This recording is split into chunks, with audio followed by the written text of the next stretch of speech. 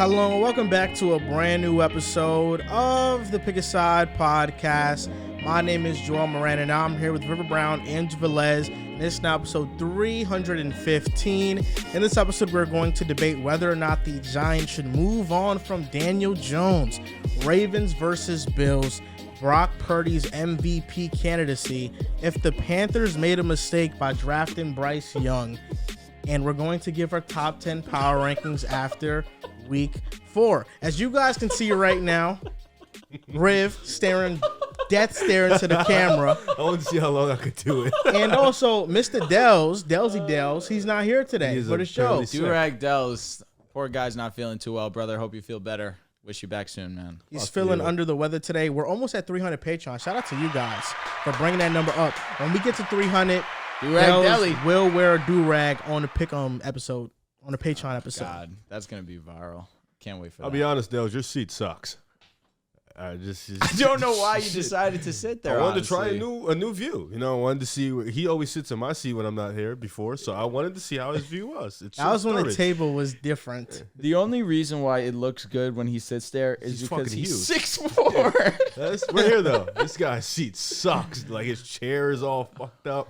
We're here though, you know. Now, before we get started into the show, first off, make sure you guys like the podcast and subscribe. Absolutely. We have a lot of new people watching our videos, but the subscribers are not going up. So make sure you guys are subscribing if you're enjoying the content. Absolutely. Let's get right into it, man. Let's go. The Giants got dominated by the Seahawks Monday Night Football. We're getting right into this, huh? Daniel Jones wasn't good. Mm-hmm. What was the final score of the game? 24-3. I think it was 24-3. That was the final score. I'm looking at the Giants this season. 32nd in points per game. Last in efficiency. 32nd in yards per play. 31st in yards per game. 11 sacks on Daniel Jones. That was a record. Now, 10 sacks on Daniel, 1 on Tyrod. It didn't stop once Daniel came out the game. 10 sacks on Daniel Jones. Now listen. Drew over here is going to tell you, it's not Daniel Jones' fault. It's not his fault. Don't get rude. Don't get rude. It's not his fault. It isn't his fault. But you know what? He ain't make the situation better. 10 sacks, and I felt like half of those sacks were on him. Well, you're better than this. I felt like half of those sacks were on him. They were on him. God. I have reasons listed off here of where Daniel Jones wasn't good. I could have filled up 3 pages of it, but I only filled up half You're a page. being rude. The Devon Witherspoon sack, sensational rookie. Shout out to the Seahawks because what they're doing over there in the draft is different. It's next level. I think you mean shout out to the Broncos. For trading for Russell Wilson? For giving no. For the pick being so good that they can go and get Spoon with number 5 overall. Yeah, because Russell Wilson was bad last year. Now he's amazing. Shout out to Russell Wilson. Devon Witherspoon sack. He came off the edge. Untouched. That is, yes, he was untouched because Daniel Jones failed to slide the offensive line and check his protections. He got blindsided. And if you look on the left side of the play, Wan'Dale Robinson was wide open. If you have somebody hot coming off the edge, you need to know where your hots are. And Brian Daboll had hots for Daniel Jones. He just didn't get the ball out fast enough. On the sack fumble, it was a play action pass, and from the design of the play, the defense was going to have an unblocked defender going to Daniel Jones. DJ either has to check out of the look or turn his head around quickly and pass to the flat, which was open. He did neither. And then we talk about bad processing with Daniel Jones. The interception. Devon Witherspoon literally said post-game, we know Daniel Jones likes to hit his first read. He hits his first read 75% of the time. Number 1 in the NFL. He read the route, picked it off, took it to the house. The score was 14-3 at the time in the red zone. Daniel Jones, Josh Allen Light could have got the Giants back into the game. Devon Witherspoon picks it off, and Darren Waller was open for a touchdown if Daniel Jones hit him on the backside of the end zone. And then we look at another play where I saw Dan Orlovsky broke it down, where there's a go route on the outside. It's an out route to Wan'Dale Robinson. DJ has to read the leverage of the cornerback, which is Tariq Woolen. Tariq Woolen jumps the out to Wan'Dale. Daniel Jones has time in the pocket, and he passes it to Wan'Dale, and that could have been a pick 6 by Tariq, but he dropped the interception. On the backside, the goal ball was open. Daniel Jones had time. He just didn't hit him. I think Brian Daboll is still a very great play caller. I think he's doing his job. The offensive line is not good. The weapons we could say are not good. But Daniel Jones isn't making his situation better, and he got paid $40 million to not be an issue. If you're getting paid $40 million, you can't be part of the issue. You can name me all these issues with the Giants. He cannot be the issue. He can't be the issue. It's whack. Very simple with me. Yesterday was horrendous. I was at the game, as a lot of you guys know. I went with my girlfriend, with my brother, his wife. Such a tragic day for your family. Yeah, I went with a couple other friends. It was tough to sit there in that crowd and watch the Giants unfold the way that they did. Because like Joel mentioned, this game was in reach. The Giants had an opportunity to at least put points on the board and make this game competitive. The Giants' defense really did a very solid job, let me say that, because when Geno Smith got injured, Drew Lock came in. They allowed Drew Lock and Noah Fant to connect on a long play, which, again, like I mentioned on yesterday's episode of the Fantasy Reaction, I just can't stop being haunted by Seattle. The fact that Drew Lock, ex-Bronco, Noah Fant, ex-Bronco, go and connect on a play like that, and I watch it live. God just works in mysterious ways. Daniel Jones was not good yesterday. I'm not going to sit here and say he wasn't. He was bad. He was. But he was not the only member of that team that played poorly. And I'll say this. I don't disagree with a lot of what you said. He does need to be better at the line of scrimmage, adjusting protections, knowing what defenses he's going to be seeing, what defenses are being put out there while he's under center. But it becomes very erratic when your offensive line is the worst in the league. When you lead the league in pressures, when you are number 2 in sacks, pressures allowed, sacks allowed, I should say, it's very hard to be a competent NFL quarterback when you're constantly under duress. And then on top of it, there are no weapons that we're here and we're excited about. I was excited for Darren Waller coming into the season, no doubt about it. He's been overly disappointing. The whole Giants team has been overly disappointing. Let me say on the offensive front, because yesterday was the first time all season that we saw the defense really having themselves a great game. It could have been in due part to also Geno being banged up, and second half script was really just hand the ball off to Kenny Walker, who had himself a great ball game. But all in all, I can understand your sentiment. It's hard to defend the Giants at all. It's hard to defend Daniel Jones. But what I will say is when Saquon's in the lineup and when Andrew Thomas is in the lineup, this offense is not worse than the league. Because what we saw yesterday was worse than the league bad. It was horrible. 10 sacks Daniel got hit with, and then they took him out, and it didn't stop. Tyrod Taylor's also getting sacked. So maybe there's a little bit of truth to it doesn't matter who's at quarterback. The line and the pressure that they're feeling is just it's terrible. It's horrendous. But I don't expect better days to come this season. The Giants, I'm not looking at them, and I'm feeling good with Saquon, with Andrew. Hey, listen, I'm a man. And as a man, what you have to do is accept responsibility for irresponsible opinions. I said it at the game yesterday. Defeated man who had a drink or two, and I still feel very the same as I did. Bud Light. Oh, okay. Calm shit. Very easy. That takes stunk. In hindsight, the offensive line's horrendous. This team has regressed. Without Andrew Thomas, without Saquon Barkley, we're looking at a G League team. The team is really, really that bad offensively. They are still a G League team. Absolutely not. That's wrong. Didn't they have Andrew Thomas and Saquon week 1? I was just about to say that. They didn't score. Dallas is a great team. It was also raining. Defense was not good. Offense wasn't good. What are you going to do? Score. The game was immediately altered when Graham Gano missed that kick and that was returned for a touchdown. That shit had me Vibes were just completely thrown off.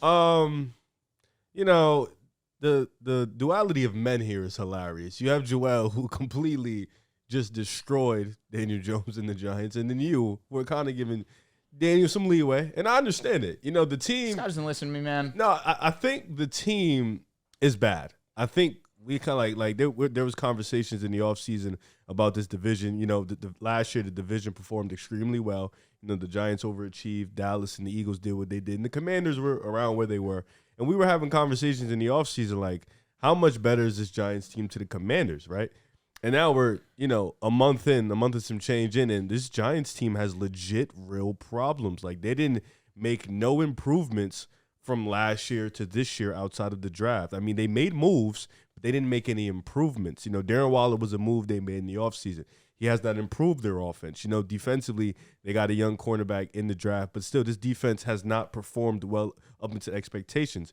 They didn't make it. This team has not evolved or got better. And with Dable, you know, doing what he did rookie year, you would expect this team to perform better than what they've done. You know, we're not asking them to go out there and beat Dallas. You know, we're not asking them to go out. Well, like me personally, I'm not asking them to go out there and beat these top teams, but I'm asking you to put up a fight.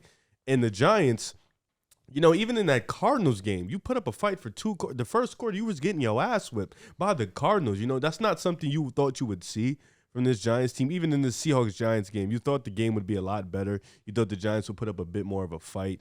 You know, this offensive line is just atrocious. You know, they haven't drafted well. Their young players aren't playing good. Daniel Jones is just not that guy unless it's an extremely perfect situation. He's not an uplifter, and that's okay. You know, you don't have many of those in the league. You know, he's not a guy that can uplift his roster. He can't. He literally can't. Stinks. He won a playoff game last year. The situation wasn't perfect. He won a playoff game against a team that wasn't very good defensively. There was some open receivers. And Dable was the main Was the situation culprit. perfect last year? It was all right. Was it perfect? No. Okay. Is a playoff game representative of the player?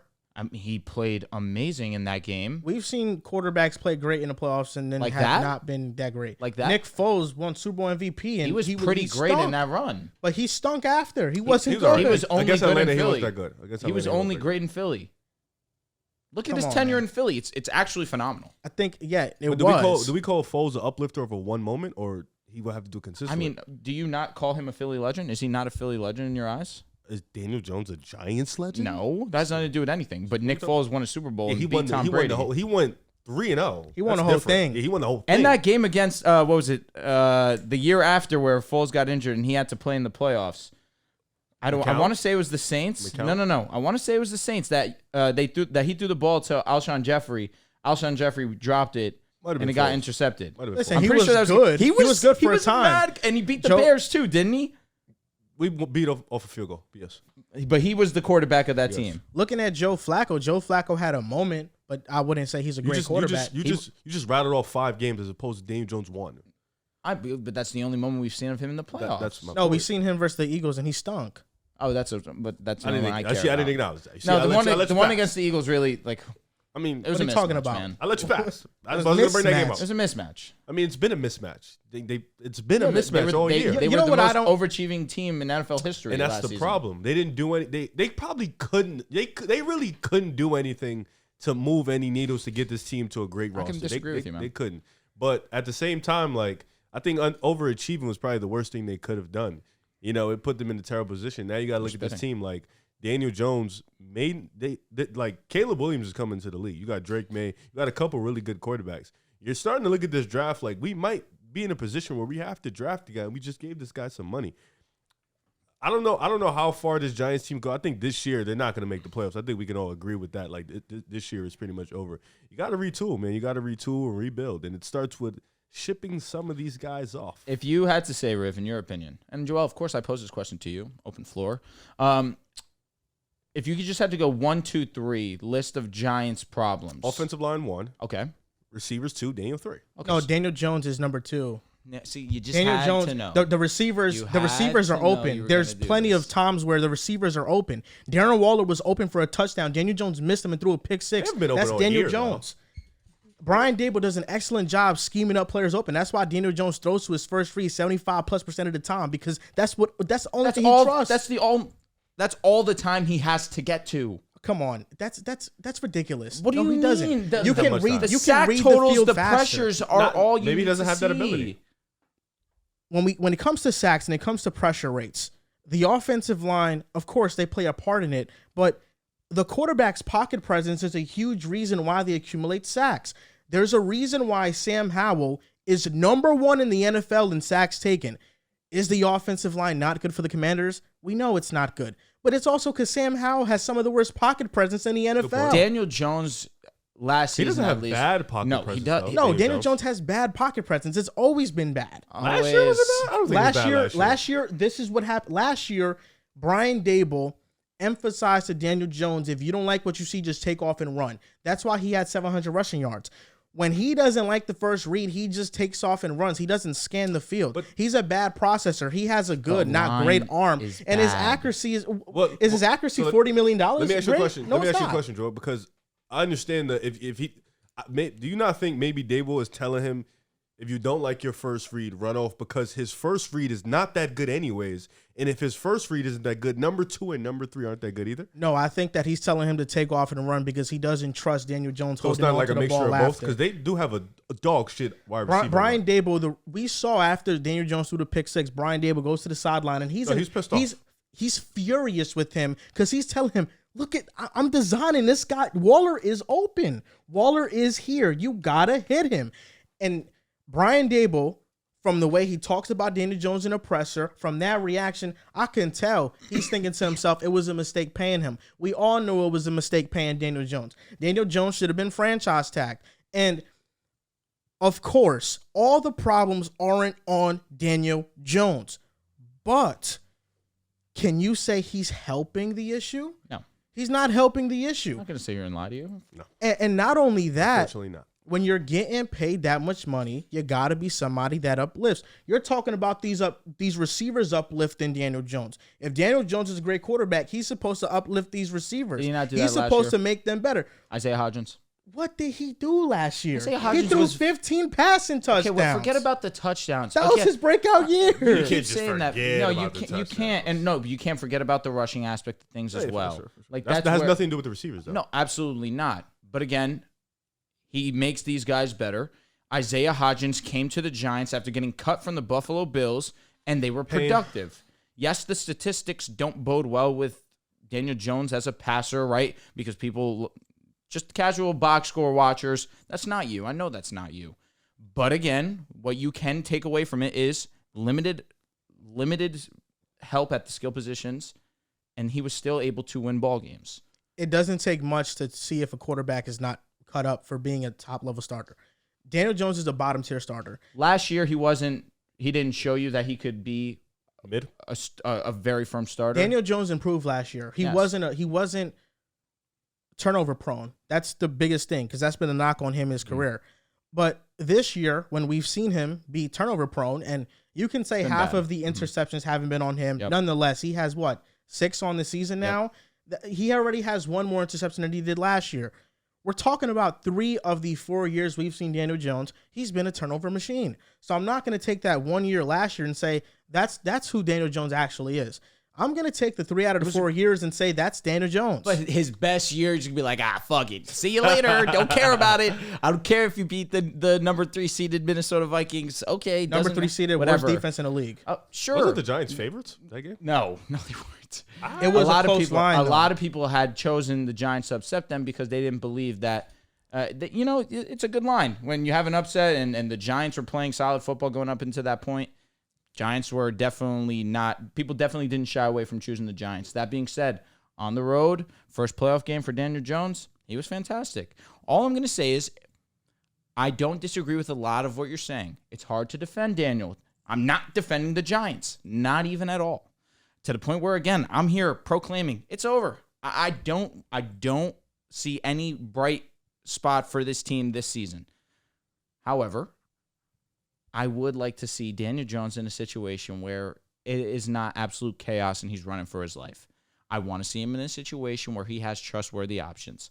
And right now, his 2 best players. I know where this is going. No, you saw my tweet? No, I didn't. But I kind of the one spot I can think of. No. But right up until this point, his 2 best offensive players have been injured.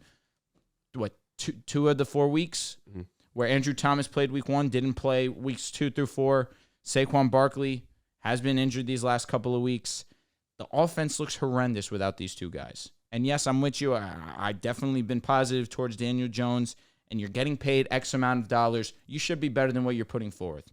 But with the limited help, and by limited, I'm being kind here, it's hard to be successful. Any quarterback's going to have it difficult in this situation to find success. But sure, Daniel should be better than what he's been so far this season, especially with the amount of money that he's making.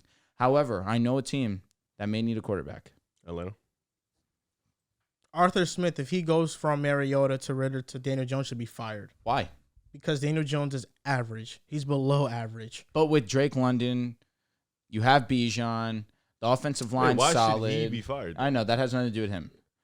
Arthur Smith? Yeah, why should he Why be is Arthur fired? Smith the one? If he goes and gets Daniel Jones, he's not He the wouldn't be the one. GM. It's not like I don't. they think have to work in cahoots. They're definitely working in cahoots. You think but That's a move that Arthur Smith co-signs. Yeah, but You have to it's the But quarterback. I don't think you could put Mariota to Ritter on him. That was kind of like a, No, it's like such a drastic difference between No, Mariota and Ritter to Daniel. Mariota, he had Ritter. He could have moved off from Ritter in the offseason, but he trusted him enough to go into the season with him as a quarterback. So if he goes from those two guys and then goes to Daniel Jones instead of actually getting a quality quarterback, because if Kirk Cousins is on the open market and Daniel Jones is there, I'm not you saying don't you're go wrong. trade for Daniel Kirk was Jones. on some bullshit. But Minnesota's already said we're not trading Kirk. We're not trading Jets. But he is going to be an unrestricted free agent after this year. That's true. That's what I'm saying. And Daniel Jones' ceiling is an average NFL quarterback starter. That's his ceiling. Like, even if you think all the problems are not on him, you have to look at this from a logical team building perspective and say, well, how far can we get with Daniel Jones? And I look at a team led by a quarterback and Daniel Jones that they can't get very far if they have him as a quarterback. They just can't. And I know we want to sympathize with Daniel Jones It's because his the second round situation. last year. Get out of With here. a I don't want to terrible hear team. that. I don't want to hear that. Even if the weapons are perfect, you don't think they can Bro, go far? listen, maybe if he gets plopped Drake into the London, 49ers, Kyle Pitts. he's not better Credit than to Brock Johnny Purdy. Bijan Smith, is right Bijan, there. Tyler Algier. I heard you, bro. Yeah. Damn, bro. I'm really like that. Oh, you had your nails popped out. Bro, they're cut. Oh, I don't know. You're just soft. Got it. Cut me. The 49ers, You know who's softer? Daniel.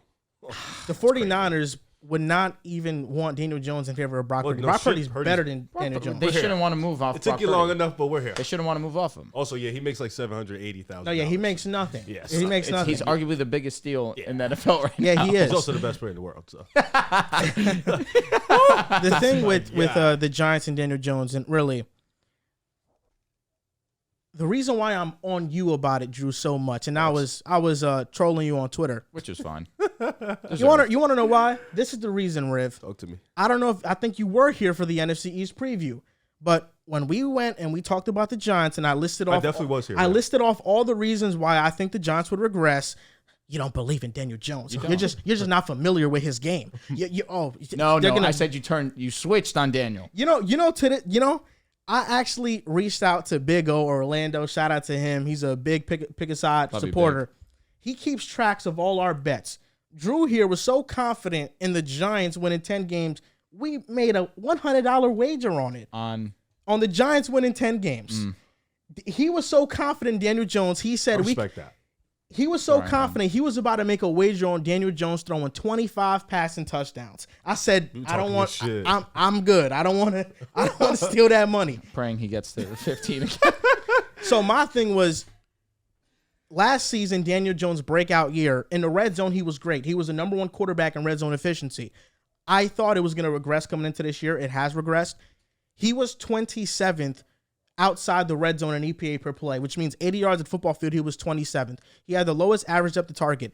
It's easier to keep your turnovers low when you're not throwing the ball down the field. This year, when he's thrown the ball down the field, he's been turning the ball over. So for me, the Daniel Jones regression was going to happen. This team made no moves. And I kind of want to get into that because in 2023, Daniel Jones has a $47 million cap hit. $69 million dead cap. I'm sorry, this is 2024, not 2023. So next season, because they have him for 2 years, most of his money's coming from it. And after the last two, they can move off from him. I don't know how they move off from Daniel Jones. Unless they find a sucker like Atlanta to Nuts. eat up that money, I don't know how the Giants move off from Daniel Jones. And this is a take I've been having. The Giants making the playoffs last year was the worst case scenario for the team. I understand it brought excitement to the fan base. I understand you guys had high expectations, but this was a 4-13 football team in 2021. Brian Dable took that same team and brought them to the playoffs. So when I look at the job Led he by did, Daniel Jones as well. okay, whatever. It led by Daniel just give Jones. some credit. Led by Saquon Barkley. Why don't you Agreed. give credit to Agreed. the best offensive Hey. player on the team? Led by Saquon, led by Andrew Thomas. Just talk about them. The truth is becoming very I'm clear. done. I'm done with The Daniel truth's Jones. becoming very clear. He couldn't even DJ at a birthday party. I'm done with Daniel Jones. He's not that. He's Can not. you boo him? Boo him for that shit. Boo. Couldn't even DJ. I look at the Giants, and that was the worst possible thing that could have happened to them because they were supposed to be in a rebuild year. This was They supposed didn't- to be the year. They didn't pick up Daniel Jones' fifth-year option, which means that they were They had intents of drafting a quarterback. They did. Then Daniel and starting was fired. over. They had to pay him, but I think they caved in by paying him a multi-year deal. They should have just franchise tagged him, yes, but years are big in the NFL. Two bad years in a row could cost you your job. The Giants aren't close to winning a Super Bowl, so one extra year. You just got to figure at this point they're going to try and stick out the one last year with Daniel. Then he's going to be a free agent. Then you could really start the rebuild for the Giants. The Giants right now, it's just not a great situation overall. You just hope that the future. I think that if you are in a position where you can get Caleb, you get May. I'm definitely on the side of those are drafting the only one two. Maybe Michael Penix Jr. Correct. And then Bo Nix has looked great so far this season. Oh hell also. no! No, you're not a Bo Nix no, guy. I'm not. I'm okay, not. Interesting. Not a Bo Nix guy. All right. I mean, he really has looked solid so far this season. But outside of that, I mean, I just look at the holes on this team. I understand that Brock Bowers is also going to be available in this draft. He's one of the best tight end prospects that we've seen in recent memory. That's not Kyle Pitts. Offensive line, you always could use some help there. If Daniel Jones is going to be on the roster, that I look at before Daniel. If Daniel Jones is going to be in the roster next year, you go offense. You don't even think about quarterback. Right. In my opinion. The defense, they've tried to solidify it. I mean, they brought in a Bobby Okereke. They traded for Isaiah Simmons. Get that man Marvin Harris. Bring Marvin Harris. They signed you go Jersey. offense, so the quarterback you get after Daniel Jones has a good situation. I like if they have the chance to take Brock Bowers, that'd be very firm. The Giants, I don't think, are going to pick high enough to get Caleb or Drake May. I agree. They're going to have to shoot for maybe Marvin, Bring him to maybe Jersey, Ebika from Ohio State, Yep. who's also a phenomenal receiver, or Brock Bowers. That's the three. I know I've been shitting on Daniel Jones, and he deserves it because he's not good. But I also want to say this. I don't have much trust in Joe Shane and Brian Dable. These have been their past two drafts. In 2022, they drafted Kayvon Thibodeau with the 5th overall pick. Kayvon Thibodeau is not a very good player. He's not. He had a good game this past night, and then against the Niners, he had a solid performance as well. He was just bad week 1 and week 2. He has one of the lowest Everybody pressure was bad rates in week amongst edge rushers in the NFL. I got you. I look at his draft class. Aiden Hutchinson is no doubt about it better than him. Went over him. George Karlaftis is no doubt about it better than him. No doubt. We'll see. No doubt. Trayvon Walker is no doubt about it better than him. He's definitely had a good start to the season. And then I look at Jermaine Johnson, who was in that draft first round. Last year, on the Kayvon Jets. was better than Trayvon. Jermaine Johnson, I think, is better than Kayvon Thibodeau. Kayvon Thibodeau has not been impressive at all. Hey, he had a nice tip, batted ball, almost was a pick six, did get a sack last game, did also have a sack against the Niners.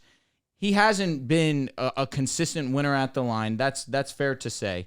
But I'm definitely not looking at that as a bad pick. I will look at that as a bad pick. No, until the next player you are going to talk about is a bad pick. Oh yeah, Evan Neal at the 7th pick is a bust. Garbage. He's a bust. Oh my God. He cannot play. He cannot guard. He cannot do anything. He's a huge liability on the offensive line. But that's the other pick. Wan'Dale Robinson in the 2nd round. Wan'Dale is okay. You know, I like him as a little gadget player, but Wan'Dale Robinson was a reach on draft night, and the Giants took him. You look at the 3rd round, Joshua Ezeudu on the offensive line. Has he played? I don't know. Has he played this year? Cordell Flott at cornerback. I've seen him make some plays here or there, but is that a great pick? No. Daniel Bellinger. Solid He's been pick. solid. Solid in the 4th round. Solid pick. Then you got Dane Belton, Micah McFadden, DJ Davidson, Late round Marcus picks. Let's not McKethin. Yeah, okay, those are late rounders, whatever. Then McFadden's a good player. in 2023, the 1st round, they got Deontay Banks, who I actually like Deontay Banks. I like him. They also got screwed out of JSN, Quentin, Jordan, JSN has been good. and Zay back to back. But it's about asset management and filling out holes, because the Giants' biggest need coming into the offseason was offensive line and wide receiver. They didn't address offensive line in free agency or through trade. They didn't make any moves. In the 2nd round, their big fix to the offensive line was drafting John Michael Schmitz, who could become a good player, but if that's your big fix in the offseason, that's not a smart move by a franchise just to think you're going to plop in a rookie and now your offensive line issues are fixed. Jalen Hyatt in the 3rd round. Jalen Hyatt, to me, he's a speedster. He can threaten the field. Threaten the field vertically. Mm-hmm. But the route running, the physicality at the line, that's an issue. But I don't think he's been given much of an opportunity. Ultimately, I'm really judging the Giants, Joe Shane and Brian Dable, on the 2022 NFL draft, which hasn't been very good, and the lack of moves they made in the offseason to address obvious issues with the offensive line and the receiver. I'm with you. And this is the same 2022 draft that we just seen the Seattle Seahawks. They nailed it. They nailed it with tons of impact players in late rounds. So it's not impossible. And the Giants failed to do so. A lot of the Giants' best players, as much as New York Giants fans may not want to hear this, you have to give credit to Dave Gettleman. Lawrence, of course, Andrew Thomas, Saquon Barkley, whether you hate him or you like him or not, Daniel Jones. I mean, the top players on this team were given to you by Dave Gettleman. And since Joe Schoen has come in, I'm not gonna say I agree with you on the Kayvon Thibodeau one just yet. I still believe that he's a very good player. Evan Neal has been horrendous. And the fact that 2 off seasons back to back, their big move to help Daniel Jones at the skill positions was getting Darren Waller for a 4th rounder that they acquired in the Kadarius Toney trade that they took in the 1st round. It's hard to defend the moves that the Giants have made, absolutely, especially because we talk about how often when you have a young quarterback and they struggle, they finally get that elite wide receiver 1, and then you start to see the production uptake. The fact that we never saw that with Daniel Jones, it's irresponsible on the Giants front office. You did not put him in a position to have people fairly criticize his game. And yes, he hasn't done himself any favors to start this season. But last year, he should have given you. I mean, you had enough confidence to sign him for 2 years, $80 million. So why didn't you go out there and be more aggressive when DeAndre Hopkins become available? Because DeAndre Hopkins came out and said, "Yeah, I mean, I was willing to talk to anyone. The Giants didn't even pick up the phone." That's irresponsible. So I'm with you again. I'm not going to sit here and blindly defend Daniel. I still think that he is a solid quarterback. I do think that. I think the situation's horrendous. I definitely look at the situation before I look at Daniel, but I'm not going to be oblivious. Daniel has not done himself any favors. The only place where I disagree with you is I think there are plays where Daniel Jones could be fairly criticized, where the things around him are working well, and he doesn't execute at a good level. But that percentage is so much lower than in terms of how much more of the game we're seeing where he's put in situations that it's just a higher chance of failure. The Giants lost 24-3 versus the Seahawks. I thought if they had better quarterback play, they could have won the game. That's how bad I think Daniel Jones played. We're gonna see where your mind is on Daniel Jones. It's just easier. It's easier to blame Daniel. And I'm not saying your analysis is lazy. Clearly, it's not. You've done a great job in explaining your point. All I'm going to say is it's very easy to blame Daniel when the statistics are what they are, when the score is what it is. But when you're in that pocket and you're constantly being pressured, it's so hard to calm the mind down. The game's mental before it is anything skill. And to calm yourself down in that moment and not be rattled, it's just extra that you have to worry about when you're processing. You're trying to go through your reads. You're trying to get the ball out. Be accurate. That's football. Agreed. Exactly. That's football. Agreed. But when it's just even more heightened with Daniel's situation where he's the most pressured quarterback in the game, he's the second most sacked quarterback in the game, it's clearly taking a toll on his production. Obviously. Tua in his first I would say his second year really. The offensive line was one of the worst in the league. And people were saying that he's not a starting level quarterback. The receivers weren't good. And they were saying that he's not a starting level quarterback. He's playing better than Daniel Jones is right now, and Daniel Jones has more than Tua had in his second year. I don't agree with that. Who was his best? Who was Tua's Waddle. best? Waddle. He had Waddle. Even if it's rookie year, whatever you want to do. He had Waddle, Devontae, Mike Gesicki. Great quarterbacks make Waddle the situation better. That's what I'm saying. And year Waddle one, broke the record for rookie receptions. In year one, Justin Herbert had the worst ranked offensive line and set records as a rookie. If Keenan you got Allen. it, you got it. Keenan Allen. That 14-3, Giants in the red zone. There's no pressure in Daniel Jones' face. Rookie season, they don't talk about how Daniel Jones threw 24 touchdowns. He turned the ball over a shit ton. That's what they talk about, and deservedly. He fumbled a bunch. 24-12. Touchdown, interceptions. He had a bunch of fumbles. But that was his rookie season. That was with rookies. That's, again, I'm with you, Joel. But I look, agree. I'm talking about he needs to be better. But I just look at the team around him and just The front office has failed him. Did the team around him, was it the problem when he threw an interception to pick 6 down 14-3? The spoon, that's all him. But again, like I'm not here. Am I here saying that? No, but I'm saying like I'm wondering. All those excuses you're giving him, he made the biggest error of the game. That's not fair to me because I've been very critical of Daniel. I said that he wasn't good. If I haven't, please tell me that pick 6 I'm being real. Was an example of he had everything that you're saying you want him to have. He had all those things and still made a back-breaking mistake in the red zone. It was a horrible play. Even if he doesn't throw an interception, you get a field goal. It's 14-6. It's a one-possession game. Can I ask you a question, though? In that drive, before the interception, how did they get to that position? How did they lose that position? Again, Joel, I'm here with you. I said the play was horrible. It was terrible. To get down to that field, how did it get done? Primarily because of who? Because of Daniel. The offense was running well.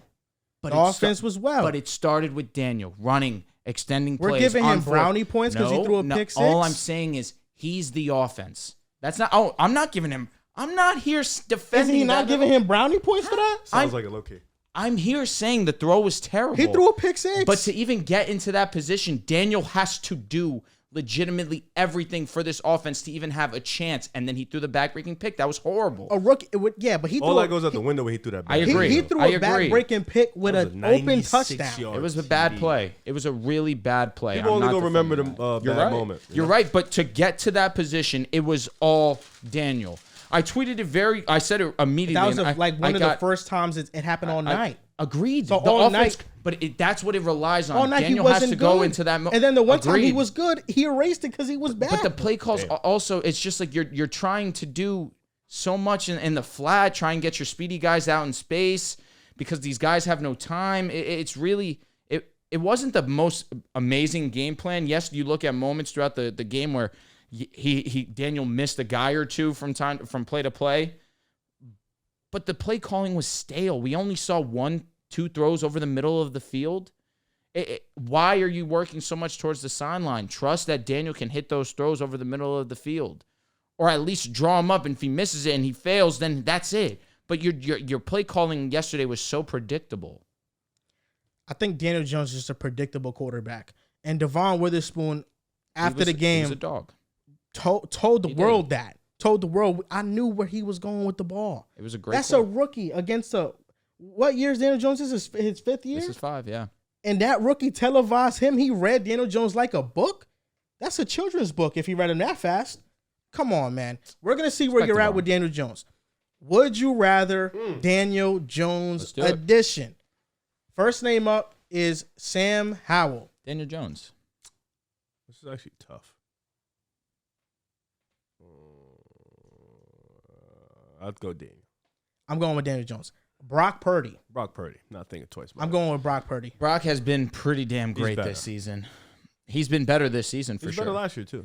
And for that contract, he's been probably the biggest steal in football. So Brock. You have to lean Brock right now. Like that. Baker Mayfield. I'm going with Daniel Jones. I'm going with Baker Mayfield. He's had more seasons at the NFL level where he's been good than Daniel Jones. Interesting. And he's off to a hot start right now, 3-1. Right now, I'd probably go Baker. Baker's been better. Listen, that Eagles secondary, not great. He looked like shit. Sure, he just beat the Saints. You saw 3 touchdowns against the Saints. Saints are not that good. The Saints, we could acknowledge they got a great defense. They do. And Baker Mayfield did his thing. They have a better secondary than us, for sure. Derek Carr. Daniel Jones. I'm going with Derek Carr. Well, Derek Carr also has this AC joint injury that he could not push the ball down the field. Couldn't. Still would take Derek Carr. Come on. You're just being rude. I'd go Daniel Jones. You're just being rude. Jimmy Garoppolo. I'm going with Daniel Jones. I'll go Daniel Jones here. Mac Jones. I'd go Mac. I'll go Mac too. Mac is a better quarterback, I feel. Listen, that's another guy that I feel like we give a pass for not doing much, really, these last couple of seasons. I'm crying. Doesn't he have the same, I don't have weapons? No, the offensive line's not nearly as bad, but yeah, he definitely doesn't have weapons. That's tough. Can I say toss-up? No. You can say toss-up if you like to. That one is pretty close. I feel like Matt gets underrated, but he doesn't. You're right, man. Don't be a Dehls. I'll go Daniel. Kenny Pickett. Oh, Daniel Jones. Daniel Jones. I'm going Daniel Jones. Last name, Ryan Tannehill. Ryan Tannehill's high was pretty high, man. I'm What was going it, with Ryan Tannehill. 30 and 10, something like that. That's tough. He had a top 10 most at this efficient point in season time, ever. At this point in time, I'm going with Daniel. They both stink Because at right this now. point, yeah, Ryan Tannehill, I don't know if he'll get back to that 30 and 10, but I feel like Tannehill at his best, His offensive line It's just is way- so it's just- like that would be probably Daniel Jones' ceiling at this point in time as a passer. Like his absolute, that is all you could ask I'm for. gonna still go Ryan. Not all you can ask Tannehill for. to That's just Manhill. unbelievable expectation for this situation for Daniel Jones at least. Ravens or Bills, who has a better chance to dethrone the Kansas City Chiefs? So for this one, I actually put a good amount of respect on Kansas City. I said until I see it done, one of them beat Kansas City when it matters most. Well, remember your famous line: Josh Allen walked off the field winning. He did walk off the field winning, and he didn't get another chance to get it back. But then last we saw Josh Allen against the Bengals, that wasn't his finest moment. Against the Dolphins, he played a little bit too lackadaisical. I'm still talking about that playoff performance, not last Sunday, because he definitely was not lackadaisical. He brought his A game. But until I see it, until I see someone in the playoffs dethrone the Kansas City Chiefs, like even still, the Bengals caught them 2 years ago, but then the Chiefs bounced right back and won that game while Mahomes was on an injured ankle. The offense for the Kansas City Chiefs has probably been, of course, I'm using this word extremely lightly, the most, let me say, what's the word? Just not as great as we've seen in Mahomes' time as at quarterback. This is probably the quote-unquote worst that it's looked, but even still, they've only lost once. That game against the Bears definitely was easy. That is the Bears. But against the Jets this past weekend, they didn't have a great performance. Josh Allen didn't either. Again, you're right. The Jets' defense has looked really solid, but Dak Prescott did light up the Jets. Was super efficient. Dakota Rain Prescott. I don't know about that. I didn't acknowledge it. I won't either. Yeah. That being said, the defense has been great up until this point. We're talking about a top 10 unit. And now that Chris Jones is back, he's immediately put himself as, again, the leader of that defense. He is the best player in that unit. But Trent McDuffie, we have to give acknowledgement to. Joel mentioned George Karlaftis, his name already. The defense has been excellent up until this point. And that is just kind of even the opposite of what you expect from the Kansas City Chiefs. But even still, we're talking about in terms of yards per game, the Chiefs' offense is still number 3 in the league. The Bills are the team that I'm looking at, though, if I had to give an answer, because the offense has been so high potent. We talked about it on the Bleacher Report stream, but since that loss against the Jets, Josh Allen has been near perfect. 85.2 completion percentage, that's number 1. 10 total touchdowns, that's number 1. 125.8 passer rating, that's number 1. They've destroyed teams. 123 to 33. The defense has been phenomenal. They made the Dolphins' offense look the most regular that it has been. A touchdown did get called back. It would have been 28 points put on them, but the offense just destroyed all game long that it didn't even matter. It still would have been a double-digit loss or a double-digit win, for the Buffalo Bills. Von Miller will be coming back very soon. This team gets scary. Week, hopefully. They do have the devastating loss of Trey White, him out for the season with the torn Achilles. That's terrible because he had looked fantastic early on in this season. That's definitely lost. But you mentioned it on our live reaction that the type of defense that the Buffalo Bills play, it hurts because of the presence that is Trey White.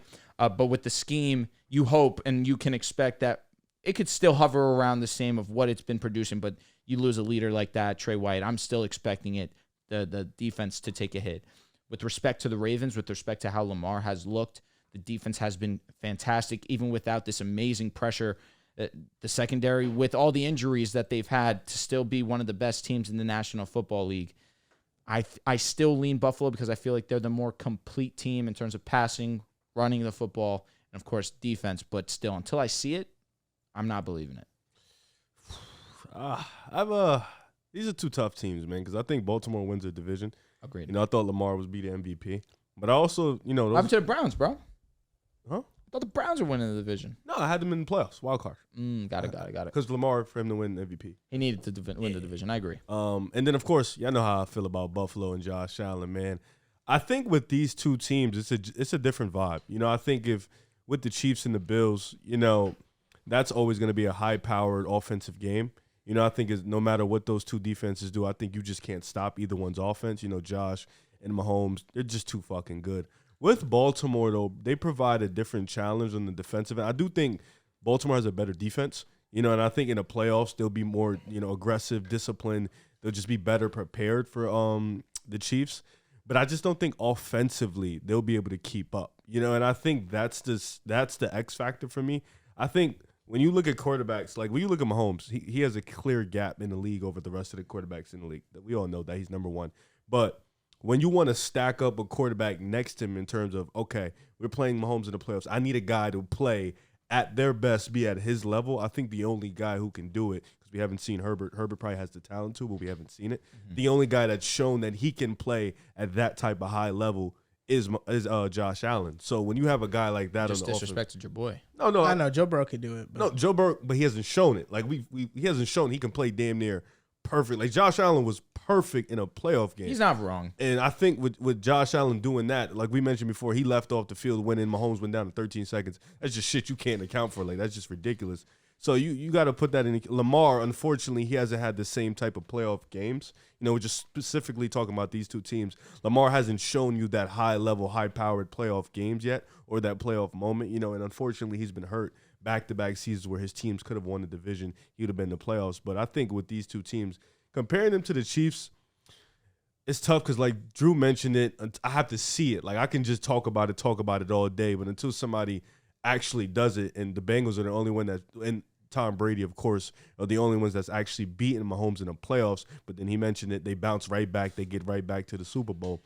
So until somebody actually does it, it's hard for me to really create an argument. But if I had to lean a team right now, 4 weeks in, I think the Bills' defense has shown that they can shut teams down, even an elite offense in the bad teams. They have that stinker against the Jets.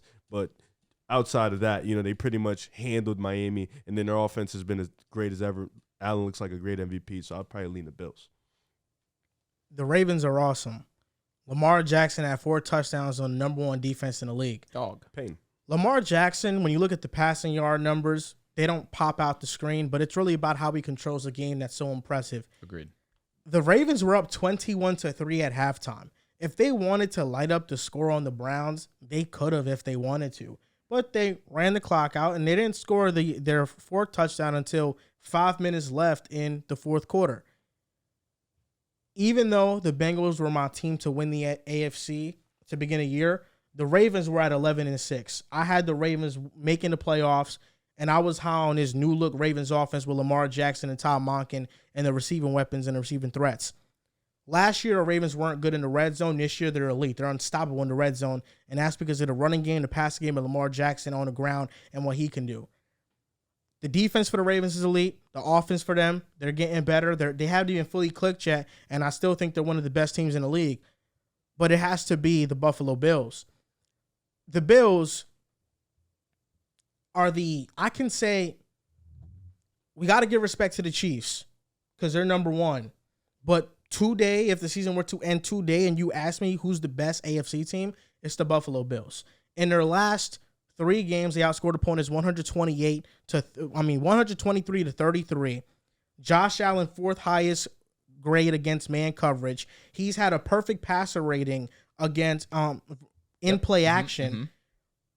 Now that the Bills can finally run the football efficiently, and it's not just James Cook. James Cook has been a part of it, but it's Latavius Murray. Agreed. It's Damian Harris with his carries. Agreed. It's James Cook.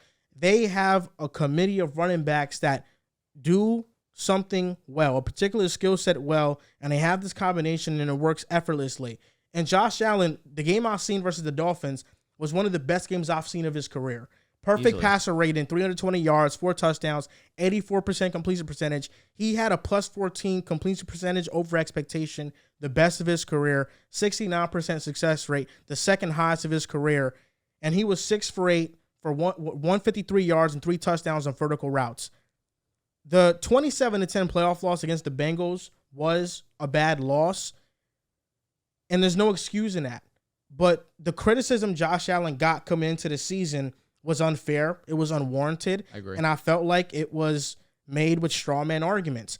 Even with the turnover concerns that Josh Allen provides, that he gives you, we were getting conversations about whether or not he was better with Brian Daboll than with Ken Dorsey. I'm looking here. Josh Allen with Daboll had 23 total turnovers in 2021. Josh Allen without Daboll last year had 27 total turnovers. And from week 9 onward, he played with the partially torn UCL.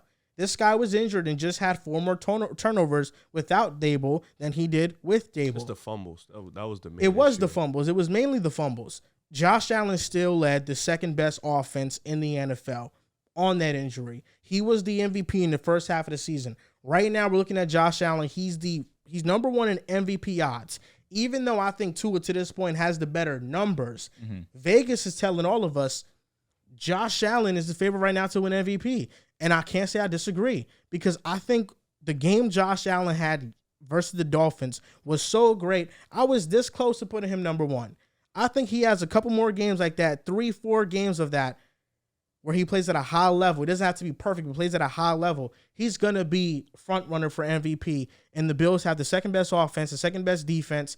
They've went toe-to-toe with the Chiefs before. I've seen Allen play at a perfect level in the playoffs before. That's something I haven't seen from Lamar Jackson. As much as I want to believe in Lamar Jackson, in the playoffs, he has a 69 passer rating. I have to see it from Lamar Jackson before I can say the Ravens can be a team that can contend with the Chiefs and the Bills. And his next test, I'm sorry, I know this is your guy. I'll make this quick.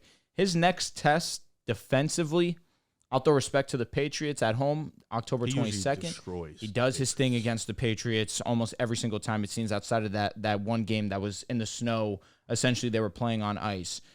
After that, they play the Bucs, the Bengals. Give them respect. They haven't looked great defensively this season. The Broncos are going to be a light show. And then I give respect to the Jets because that's the last time, of course, that was week 1. He never really. But he doesn't have his best performances against the New York Jets, and that's a credit to the Jets defense and how great that they are. But for a good span of, let's say, 6 more weeks, he's going to be dominant. Statistically, he's going to be at that top of the food chain. Josh Allen will continue to be at that top of the, at least top 2 in the MVP odds. The Buffalo Bills have overly impressed. Absolutely. And we're going to talk about that later in the power rankings. But this was a statement game against Miami because we spoke about it on the live reaction. They heard the noise. You know, the Dolphins just put up one of the most impressive offensive performances in the history of this game. They knew what they were in for, and Buffalo answered the call. Yeah, it is a division game regardless of if you're a Dolphin supporter and you say, it's an away game, it's a division game, they got us here, our defense is not that good. You got to go out there and execute end of the day. Josh Allen, the defense, did an unbelievable job. Stephon Diggs had his best game, arguably, of his career. Over 103 touchdowns. Just the efficiency that he showed. Because y'all put a random on him. I mean, that's what they have right now. Yeah, it was crazy. That's what they have right now. They're really the Miami's defense really struggling right now. Xavier played in that game. He did, but he took it. They're constantly moving. You're gonna find the mismatch. That's exactly what they did. Kohu was on him, and that's gonna be crazy. all Xavier day. was a non-factor in the game. But the Chiefs really. Shit, Gabe had a good day too. Gabe did have a solid day. Gabe's been pretty under the radar good this season so far, but the Chiefs. You're a year early, man. It's a shame. The Chiefs' defense and offense, especially come playoff time, where they haven't looked the cleanest. The stats tell you otherwise. Again, like I said, from what I've watched, I don't feel like this isn't the ceiling of what we're watching the Kansas City Chiefs offense be. No, it's not. With Eric Bieniemy gone, it's taken a little bit of taking some time. Exactly, of just trying to find some cohesiveness and some consistency in this offense. We see Rice week to week start to get a little bit more opportunity. Mahomes and him are finding a nice relationship. Kelsey's going to be Kelsey. Again, the game against the Bears was their most dominant, but overall, it's kind of lacked consistency. I'm still going to anticipate and give them the benefit of the doubt that they'll get it on track. But the defense, that's really what's impressed me with Kansas City. If you give Mahomes a top 8-7 defensive unit, 9 out of 10 times you're going to lean with Mahomes. I mean, that's just how special he is, even regardless of the supporting cast, even if the receivers aren't the best. But honestly, look for this team to be active on the trade deadline and potentially be one of those guys to add a receiver. But still, I feel confident. I'm with you. You made some great points. The defense has been phenomenal. Josh Allen's playing arguably the best football of his career. But you got to see him tested against a real defense outside of the Jets, and that's not going to come for some time. You still trust Josh, though. But from the last time we saw Josh against an elite defense, he didn't look the best, but that's just the Jets. We give them that credit. The Bills shut down the Dolphins' offense.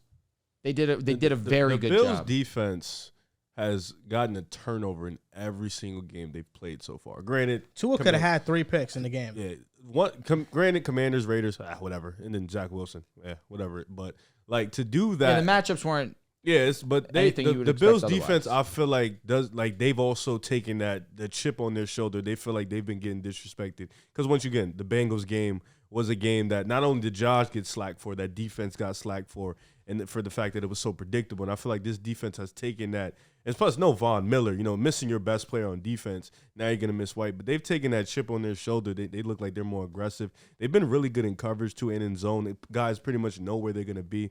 And they've been covering guys pretty good. And that's what you like to see from this team. And you rattled off the teams they're going to play. They're not going to play anybody too crazy. I think we can give a little bit more respect to Tampa Bay because they've been winning, but for the most part, nobody on the Bills level. No team on the Bills level. Rest of the season schedule, just so we can have conversation. Jaguars, Giants, Patriots, Buccaneers, Bengals, Broncos, Jets, Eagles. Good game here.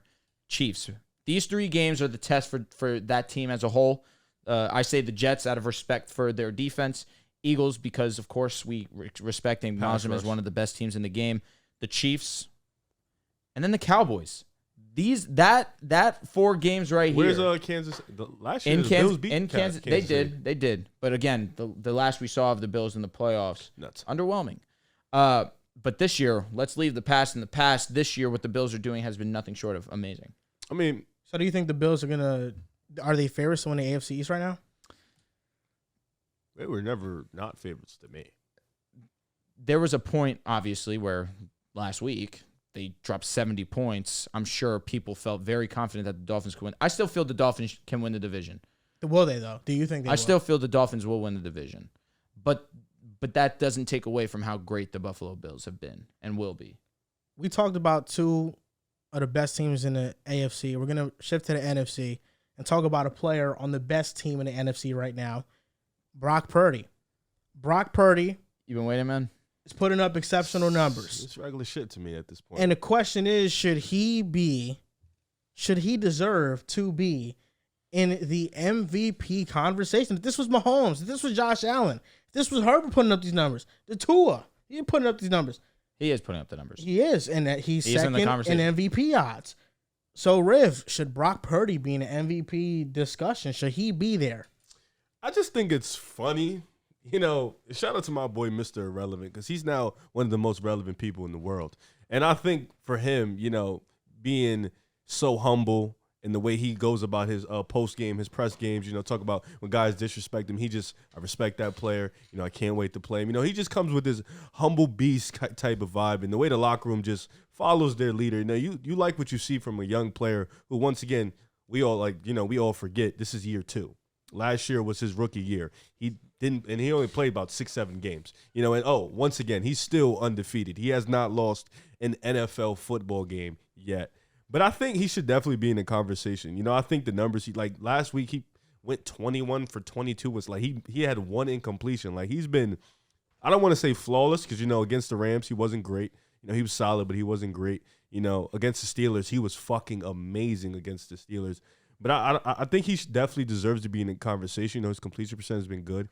He's going to throw the touchdowns like I mentioned. The team is winning. They're undefeated. And shout out to CMC because I don't want to take away from what CMC is doing. He's been their best offensive player, of course. He's the leader of the show. But I want to put Brock Purdy in that conversation because people always love to use the Shanahan and he has weapons. But a lot of guys, if you put them in that position, they won't be putting up the same numbers. They won't be getting the same results. I mean, Tua has Mike McDaniels. He has Waddle. He has Tyreek. He still has to go out there and make those throws. He still has to go out there and execute the game plan. And I think Purdy is doing exactly what Shanahan is doing. And sometimes there's going to be situations where a quarterback does what the coach doesn't want to do, and Shanahan doesn't like that. And Purdy's pretty much the perfect quarterback for that. And I think the numbers he's gonna throw 30 touchdowns and have a bunch of yards. He's going to be efficient. They're going to run the offense at an elite rate. He's going to make the right read. He's not going to turn over the ball that much. They're going to win games. Like, this is going to be a well-oiled machine. This is going to be a machine that's going to run behind Brock Purdy. And I don't think you can leave him out the conversation just because he has an elite coach, an elite weapon. Because at the end of the day, you still have to execute and you still have to play the football game and you still have to make plays. I don't think there's going to be situations where, you know, he's going to be in position where he has to make, you know, these clutch plays that you think of. Because most of the time, let's be realistic, the Niners are going to be up big in a lot of games and they're going to win games by a good amount of points. Not this Sunday. Well, yeah, this Sunday is one of those tests that can catapult Brock Purdy really into that MVP discussion. If he plays great against Dallas, you know, if he goes out there and puts on a show, this could be one of those things where it's like, all right, now we can kind of take the blanket off Brock Purdy, put him in that conversation. But he has the numbers. He has the record. That's all that shit matters. But, of course, there's going to be people that hate. There's going to be people that doubt him. But he's been undefeated since last year. You know, he's been great since last year. I think, in my opinion, he deserves to be in the at least – at minimum, in the conversation. Hasn't thrown an interception. 5 touchdowns on the season. Number 1 in passer rating. Number 3 in completion percentage. Number 5 in adjusted completion percentage. Brock Purdy has been pretty damn great so far to start this season. Hasn't lost either. That's also going to help you in that conversation. That being said, I don't think that he is the most valuable player on his team. He's been amazing. You're the quarterback. You get praise. Absolutely. You deserve that. For the story that is Brock Purdy, he's been nothing short of unbelievable.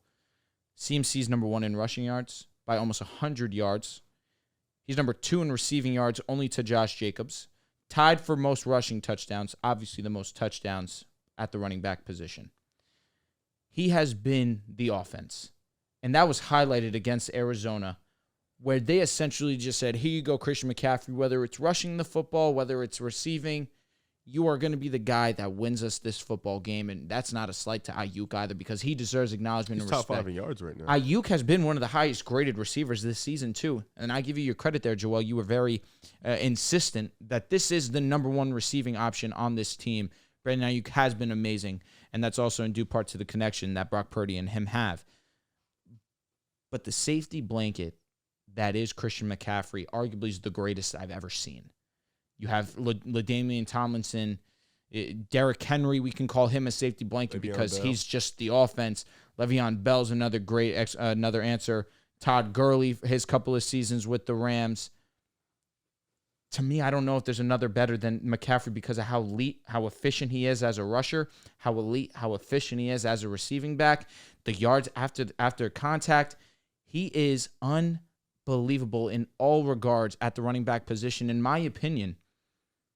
I think the only running back I can say that is truly better than him in my lifetime, Adrian Peterson. Derrick Henry has to be in that conversation because he's a one-man offense and was able to win. They were able to win multiple playoff games off of him and his ability to rush the football. He deserves to be in this conversation, no doubt. But for the versatility that Christian McCaffrey shows, he's one of the most versatile backs this game's ever seen.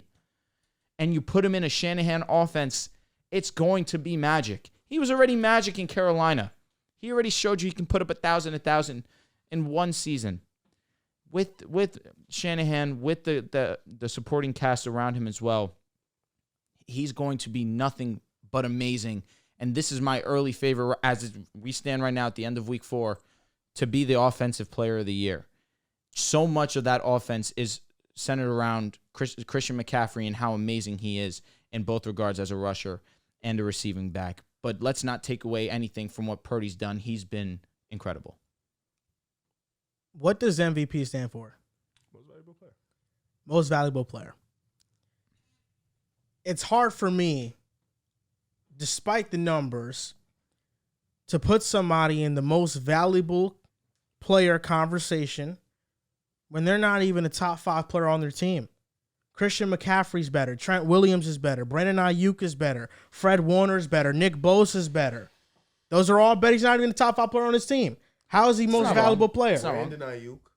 Brandon Ayuk's been a top 10 receiver in the league. I wonder fucking why. You think Ayuk is a great receiver because of Brock Purdy? How does a receiver get the ball? Last season, Ayuk's season changed once Brock Purdy was in there. Like, when is it? Ayuk's great. I'm not saying that. I'm not saying that Ayuk's Purdy not made great. him. Brock Purdy made Ayuk? I don't know if he's saying. I know. But He heightened Ayuk is maybe what he's saying. All I'm saying is to say Ayuk's more valuable than Purdy. I don't think I can agree with that. Yes, he's more valuable than Purdy. I don't. 100%. He's more valuable. Yes, he is more valuable than Purdy. He's better than Purdy at his respective position. When we talk about what does that even mean? I know that's so hard. Brandon Ayuk, one of the hardest positions in the league. Brandon Ayuk, comparatively at his position is better than Brock Purdy is at his. Okay, one guy. Okay, that doesn't matter. He's playing quarterback, bro. Quarterback is a harder position than wide receiver. Like, you can't even compare them. I'm with Riv So there. I'm looking at this. Make other points because he's not even a Who else top is the other 5 guys? player. Is he a top 5 player on the team? So you think Yes, Brock I Purdy think as a the player is quarterback better is than the Brandon top- Ayuk? I think as a quarterback, he's a top 5 player in his and team. he's not wrong in that opinion. think He's yes. not. I'm not going to say he is. He is wrong, but he can He's have a quarterback. He's been unbelievable. He's the guy. He can have that opinion. It's still Wait, wrong. who's the 5? You said Ayuk. So Jimmy Garoppolo, when he was with the Niners, he was better than Deebo Samuel. Just as a player, Deebo Samuel. Samuel. All right, here's the issue. Here's the issue The with year this. that Deebo Samuel had 1,500 all-purpose yards. Here's the issue. Who's with better? This. Oh, Debo. Debo. The issue with this is But Jimmy G played quarterback. We saw multiple seasons Purdy's of Jimmy. better than Jimmy G. That's why. Jimmy Garoppolo was top 5 in I know. efficiency and had all Can the I great finish my stats. statement? I want to Go. finish the statement because essentially it goes hand in hand with this. He was amazing last year. Jimmy G was one of the more underrated when it came to statistics last season. You're 100% right in terms of efficiency, his touchdown to interception. He was fantastic. He got injured. Brock came in. The issue with Jimmy is that we had multiple years with Jimmy. We saw Jimmy have his lows, and they were pretty fucking low. But in the regular season, he was high. He don't even finish regular season. But that season. Let me ask you, Drew. But my point with Brock, he's shown us nothing but good, really good, great. Let me ask you, Drew. When A.J. Brown was on the Titans, who was better, Tannehill or A.J. Brown? Damn. Tannehill was it's amazing. A.J. Brown. But Tannehill was 30 AJ. and 10. No, Tannehill was amazing. We know A.J. Brown was better. But Jonnu Smith had his best season as a Titan. That's because we know. And then Corey what Davis happened had his after? best season as a Titan. Yes, but it's not because of Tannehill. We understood But it was a system. but and when Tannehill- Arthur Smith left, what has Tannehill been? I'm not going to disagree with you, but they took away all his players. So I'm looking at this. He's not a top 5 player on his team. And then, how many quarterbacks am I taking Brock Purdy over? I've actually listed this off in 3 categories. The ones I'm not, obvious: Mahomes, Allen, Herbert, Lamar, Burrow, Lawrence, Hurts, Tua, Dak, Geno. That's 10.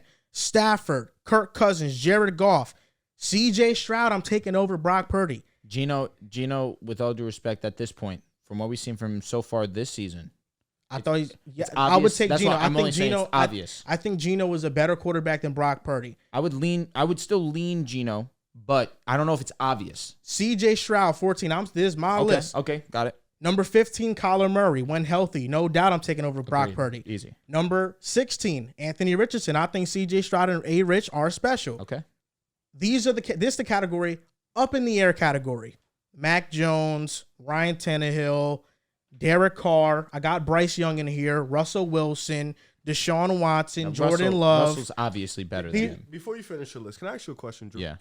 If a player has 129 yards in his first game, Mm-hmm. he has 43 yards in his second game, they still win. They won both games. Then he doesn't play the third game. They still win that game. Then game 4, he has a great game. He has 148. How is that player more valuable than the quarterback that's been great in 3 of those 4 games? Never said he's more valuable. I said he's a better player than him. I thought you said more valuable. he We're also- talking about the most valuable If you player. take Brandon Ayuk out this offense for the entire season, we will see a major regression. Wait, better player doesn't equal most Yes, valuable. we will. Yes, we will. Wait, what did he just say? He said that if you took Ayuk off the team, Yes, he's the best receiving option on his team. He's always open. I guess it's not fair to talk about the Giants, even though the Giants did just put together a solid defensive performance against the Seattle Seahawks. Ayuk didn't play. The offense ran pretty damn smooth. I don't know if about a regression. Against the Giants? Again, that's what I Won said. by 18 Come points. on. The Giants did their thing against Seattle. That being said, I still don't How believe in did their Brock defense. Purdy play in that game? The first half, he damn near threw 3 interceptions on that drive. But then he Christian settled McCaffrey down tremendously. was the one that was awesome. Brock Purdy settled But down. that's also why you can't say that they'll regress tremendously because They got CMC. Yes. Yes, but they will take a hit in the passing game for sure. the running game will still be there, but the hit Kittle, with Brandon Ayuk and passing game Kittle will obviously be there. has shown that he can be an elite option. Debo Samuel has shown when he's healthy he can be an elite option. So, question. So you have Russell Wilson. You think Russell Wilson is better than Purdy? I think I would say yes. So according to you, in the ones that you're not taking Purdy over, we're up to 17 for you.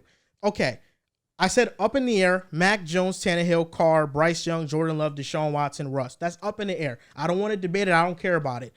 The ones I am 100% taking Brock Purdy over, Kenny Pickett, Jimmy Garoppolo, Sam Howell, Daniel Jones, Justin Fields, Baker Mayfield, Ritter, Zach Wilson, Josh Dobbs. He's taking Purdy over these guys. Mm-hmm. Okay. If there are 16 quarterbacks that I'd rather have than Purdy, and there are 7 to 8 ones that are up in the air, and there are only really 8 legit ones I'd have Purdy over. Okay. He's a bottom quarterback. How can a quarterback that's not a top 10 quarterback in the league be an MVP? This doesn't even make sense. This once again, you're pushing the goalpost because you do it every time with Brock Purdy. You're moving the goalpost. The conversation is who is the MVP right now, not who would you rather take, because it doesn't matter who would you rather take. Yeah, he's not an MVP. He's not a top 5 out of those 15 guys you just named, how many of them are playing better than Purdy right now? Because it's not 15 of them. It's not 15, and that's a fact. It's not 15 of them. You're moving the goalpost to make your argument. Is he wrong? Let me ask you. Answer the question Answer first. that question. Riv, let me ask you. Can you answer the question? Is Brock, whose numbers are better? Whose numbers are better? No, let me ask you. Let me ask you. Statistically, no. Let me ask you, Rick. Is Brock Purdy? He answered. Is Brock Purdy? Just in general, Geno Smith is not. He hasn't Throw the been. statistics out the window. Geno Smith on film is not playing better than Brock Purdy. He's not. That's a fact. On film this season, he's right. He's not. Riv, let me ask you something. Mac Jones? Are we serious right now? I never said I never said Mac said Jones over Brock Purdy. That's in question. I said that's up in the air. That's definitely up in the air. Mac Jones in this offense will look awesome. What are we talking about here? We don't know. Yes, we do. Yes, we do. Because Nick Mullins had high yardage games with the 49ers. We know. Josh Dobbs coming to this offense through the same shit. He had turnovers too, though. He had turnovers. Let me ask you, Rick. Purdy turned the ball over. No. He has a ton of turnover plays. He has one fumble that was against the Steelers. Nick Mullins turned the ball over. You talk about some yardage stuff. When you watch Brock Purdy, do you not see throws that are interceptable that the defenders don't catch? Are they not bad throws? Every quarterback has that. Every quarterback Mahomes and Purdy. He had 3-on-1 drive alone. Every quarterback has that. That's your only argument. But Brock Purdy has more than others. He gets lucky. He gets Purdy lucky every game. Mahomes had a year where he led the league and dropped turnovers. All right, yet so he gets lucky. Quarterbacks this season with more turnover-worthy plays than Brock Purdy. Right now, Brock Purdy's tied for 11th. Desmond Ritter, 10. Mac Jones, 10. Daniel Jones, 8. Bryce Young, 6. Lamar Jackson, 6. Jalen Hurts, 6. Josh Allen, 6. Sam Howell, 6. Mahomes, 6. Justin Herbert, 6. Ryan Tannehill, 5. Brock Purdy, 5. Tied with Geno Smith. You said Josh Allen. There's you said Lamar Jackson. That are just come on, what are we doing here? Why? Because they're taking shots. They're taking shots. Brock, this offense. What do you mean? Brock does take shots. He just doesn't hit them. He takes shots. He doesn't hit them. But when he very seldom is he asked to take shots. That's not the offense. That isn't the offense. Yeah, the offense is quarterback friendly. They don't put a lot of play on the quarterback. But that's why Brock Purdy's having the success. Riv, now it's my turn to ask you some questions. Is Shanahan ever going to leave? Drew, is Shanahan ever going to leave in Brock Purdy's tenure? Let me ask Riv this question because Drew, let me ask Riv this question. Statistically, because we talking about stats. All you trying to, when it comes to Brock Purdy, you just want to use the stats. That's not fair. You just want to use the numbers. He also said in terms of how they look, that he's looked better than a lot. That's what he said. Come on. That's what he said. Come on. And I'm here defending Riv because I'm with him here. Brock Purdy's been amazing. I didn't even name the top guys. I just said the middle pack guys you were trying to name, which is fucking insane to me. Who's better on film, CJ Stroud or Brock Purdy? CJ, 100%. Who has better stats? Brock Purdy. CJ's not winning. Brock Purdy does have better stats than him. CJ's not winning. CJ has more yards, passing yards. But Brock Purdy's first in QBR and first in passer rating. Advanced stats and all that. So he's first in EPA per play. So let me ask you, Riff. Whose stats are better? Brock Purdy or Mahomes? Off the top of my head, I probably Brock has. Whose stats are better? Brock Purdy or Lamar Jackson? If you take rushing into account. Lamar probably. Yeah. Listen, all these answers are Brock Purdy. Can we stop with this EPA and passer rating that automatically makes it locked number one better? QBR, number one passer. I'm not saying who's better. I'm saying whose stats have been better. Brock Purdy or Jalen Hurts, whose stats have been better? Brock Purdy. Who's playing better? Out of him and Jalen fucking Hurts? You answer that question. I think Jalen Hurts is playing better than him. Jalen Hurts has been pretty good. He's been pretty good. Outside of last week, and I watch every Eagles game to a T. Outside of last week, which was Hurts's real big offensive breakout against the Commanders. He's been all right. He has not been this MVP. Like, when we're undefeated, you have not heard a single name put Hurts in that conversation. I'll tell you what, why? Because he has not been that Brock good. Purdy was all right against the Giants and the Rams. The Giants didn't have to do much, so he didn't special. do anything. The Rams, he was all right for sure. He had an opportunity to have an unbelievable game. Who got better numbers, Trevor Lawrence or Brock Purdy? Brock. Who's playing better? But Trevor has bad drops also. But Trevor Lawrence is playing good, but it's not a credit to, like, he's not playing bad. It's just a receiver. No, but who's playing better though? Trevor Lawrence or Brock Purdy? Trevor Lawrence. Trevor Lawrence playing better, but who got the overwhelmingly better stats? What you're not forgetting, and this is why you keep moving the goalposts. And not moving the goalposts because you're just all using stats. No, Look, stats. That's not true. You're not using stats Not because true. one of them is 4-0, hasn't lost a single game, and the other isn't even the number one in their whack ass division. You're not adding that. You're just talking about. I didn't say. What are you just talking about? stats. Who's not number one in their division? Talking about The Jags. So because the Jaguars matters. are I don't number one in their I don't division, love this argument, Brock Velez. Purdy's playing better than Trevor No, Lawrence. that's not what I'm So what are you saying. telling?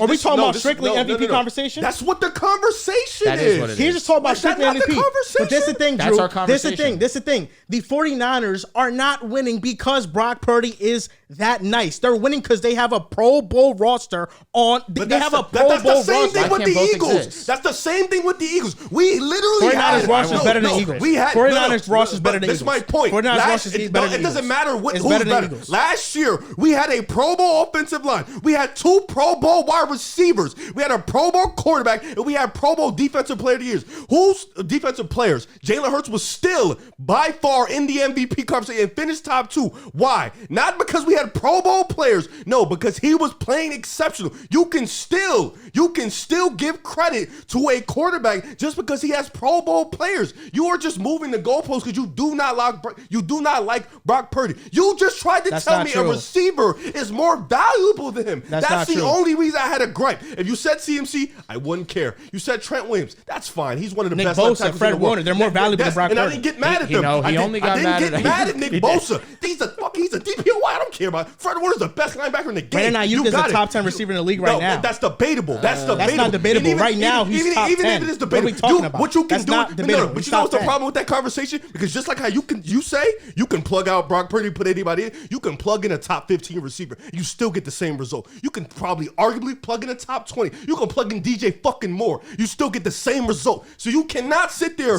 and knock Brock Purdy. But if you do the same exact thing, you take Brandon Ayuk out, you plug in another receiver, you probably get the same exact result. So how can his value, Brock Purdy's value, diminish, but not Brandon Ayuk? You're insane. I never said Brandon Ayuk's values diminished. I never said it's diminished. You're insane for thinking a wide receiver is more valuable than the quarterback right now. For that team, you're crazy. Drew, You just made a good argument. But go with ahead. Jalen Hurts, Yes. Pro Bowl caliber roster, whatever. Eagles had a stacked roster. They're amazing. He finished second in MVP voting. He did.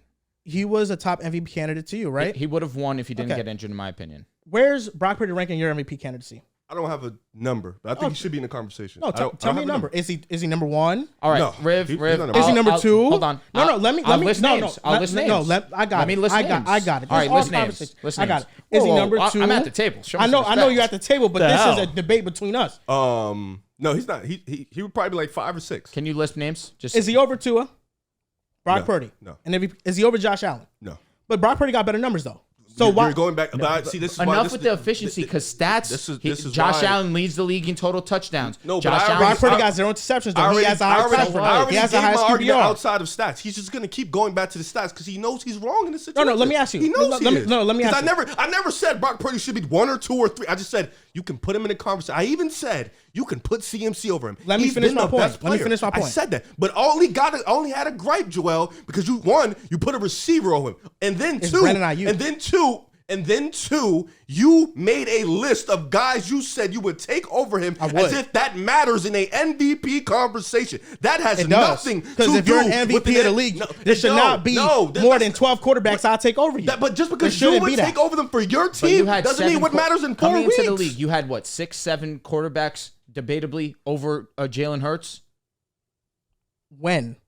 Last year, At you the probably end had of the more. no, at the end of the Yeah, season. but Jalen Hurts was still a top 10 quarterback. I agree Brock with that. Purdy's not a top 10 quarterback. But He there's doesn't still need a to be a bunch. top There was 10 still a quarterback. good amount of quarterbacks that you would have taken So over Jalen Hurts. we gonna stay on this point. So Why is Josh Allen over Brock Purdy in the MVP conversation? Because he's been playing better with less. But Brock Purdy's 4-0.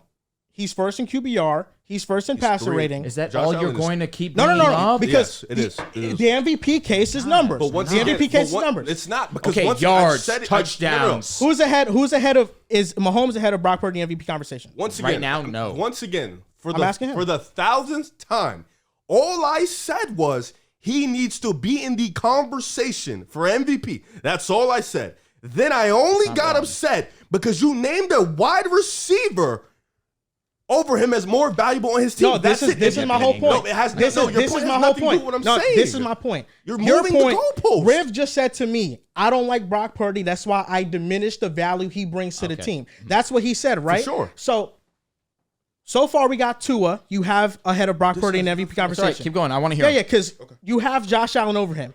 Is Lamar Jackson ahead of Brock Purdy in MVP conversation? I would probably say yes. Is Justin Herbert ahead don't- of if Justin Herbert ahead of Brock Purdy in the MVP conversation? I don't know. You don't know.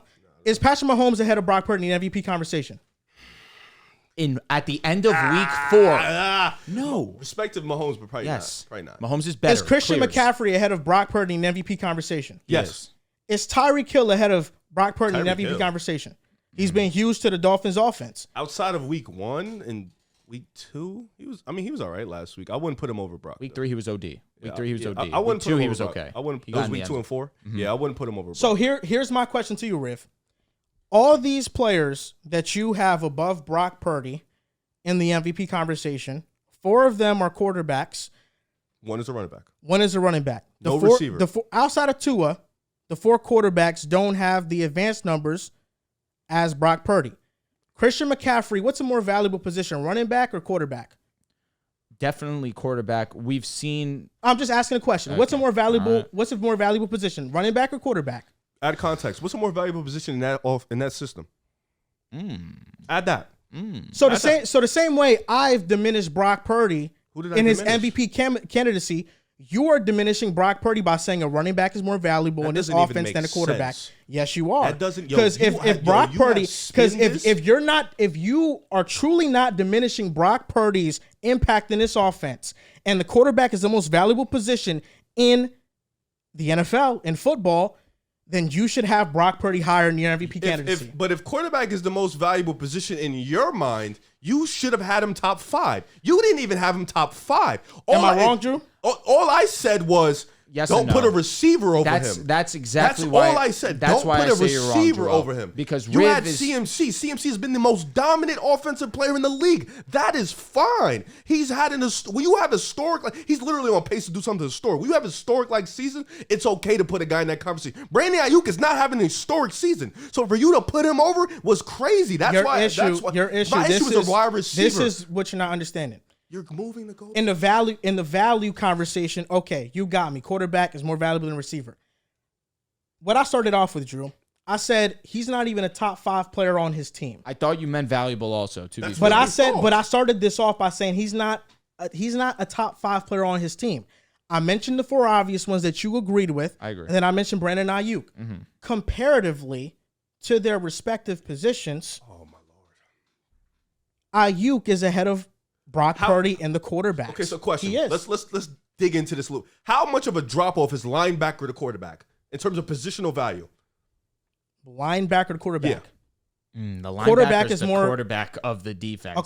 A quarterback is by far more valuable. Okay, so how is it in receiver too? How is it that you can say comparably Ayuk is ahead in his position when the drop off from wide receiver and quarterback of importance is so far and away that you can't even compare their type of values?